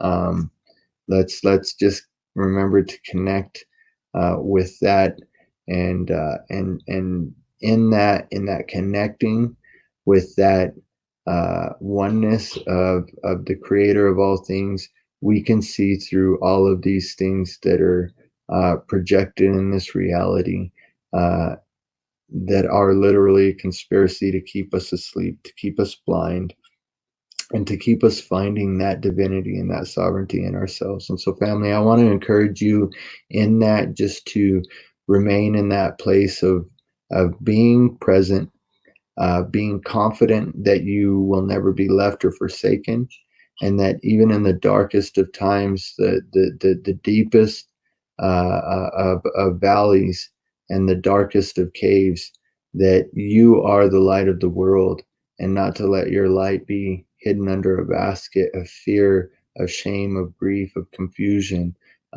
Because we haven't been given a spirit of confusion, but we've been given a spirit of strength and of a sound mind, and we can stand on that, family. And so, with that, I'll just thank you all for your time and your energy as well, and just let y'all know we got some more coming. Hopefully, we'll have Freedom Grower on really soon, maybe tomorrow, and we'll just be putting out more very useful content. I actually had some numbers, speaking about numbers, James, and the importance of them, just as important as physics or astrology, the way it's all connected and corresponds. I had some numbers keep popping up, and my wife did some research on them, and so I'll be it's just confirming, that the direction that I'm being led as far as the content of this channel, and the information that's being put out, and even sharing and being bold and sharing the revelations, downloads, coding, whatever you want to call it, that I've been receiving. I've just got super solid confirmation through some of these numbers, and trusting that which is being shared, and the actual effect that that's going to have. And so Family, I appreciate you all, James. I appreciate you a bunch, brother, and don't ever think that you chat too much. Your energy and input is appreciated on this channel and in this collective reality. And so I appreciate you all being here. Shoshana, James, Digi, I see you dropped in, Raphael, all of y'all. I think Angel was in here. Several people were in here. I think Theodora jumped in. A lot of y'all jumped in and were very active in the chat. So I thank you for that. And family, if you're watching the replay, please be sure and subscribe and hit that bell for notifications. That way you catch more of this content. I can't guarantee they're all going to be 3 hours, but I also can't guarantee that you're going to be catching some 20-minute videos either. And so look for whatever content that might resonate with you. Be sure and share it. And don't forget to tap all when you get those notifications. That way you're catching everything that whether I'm uploading or going live. And if I do set up a live or a premiere, be sure and set a reminder for it so you're not missing it. And again, I can't encourage you enough to share the content if it resonates. If you received something from it, then share it, man, because it is, as it goes out and sends vibrational frequencies out into the collective and people resonate with it, it is planting seeds and mapping out new realities that are based and steeped in truth and in love. And so family, be sure and share the content. If you are on any social media, you can add me on Facebook. Go like at Stardust City Creations on Facebook, or just Stardust City Creations. Search it out. That's my wife's and our jewelry and art page. And we don't just make pretty things to look at and wear, but they're actually metaphysical tools that implement the elements that are the natural elements that actually affect us metaphysically in very positive ways. Crystals, copper, earth, and they're built with intent of love and just with a lot of love in them. And so family, go do that. And then again, if you've received anything from these broadcasts and you feel led by the creator to share in your abundance or what you've been given to help support the research and again the work that I do, and I'll be sharing more with Project Help and maybe creating a separate channel for the updates with the homeless pods I want to create and the organic farming and provision of free food for community, and even down the road buying some land and building community. If you feel led to support in any of that, you can donate by any of these ways that are on the screen. And again, don't forget to add Deezy on Facebook at facebook.com/Kordeezy.com. I appreciate his time and I appreciate all your time and energy, family. And I just wish y'all, again, nothing but wholeness and balanced vibrational energy, love, light, and speak forth affirmations of positive transmutation and transformation in this shift, and give all praise and thanks to those who have gone before us in order that we are able to be here incarnate for such a time as this and play the roles that we've got to play in causing this shift and this transformation from this energetic siphon overlay that's been placed on our true reality and bring that back into being. And so family, we are co-creators, and remember that. Use your energy to love God who is in you. So love yourself with all your heart, mind, soul, and strength, and love others as yourself, family. Wholeness, love, light, and balance.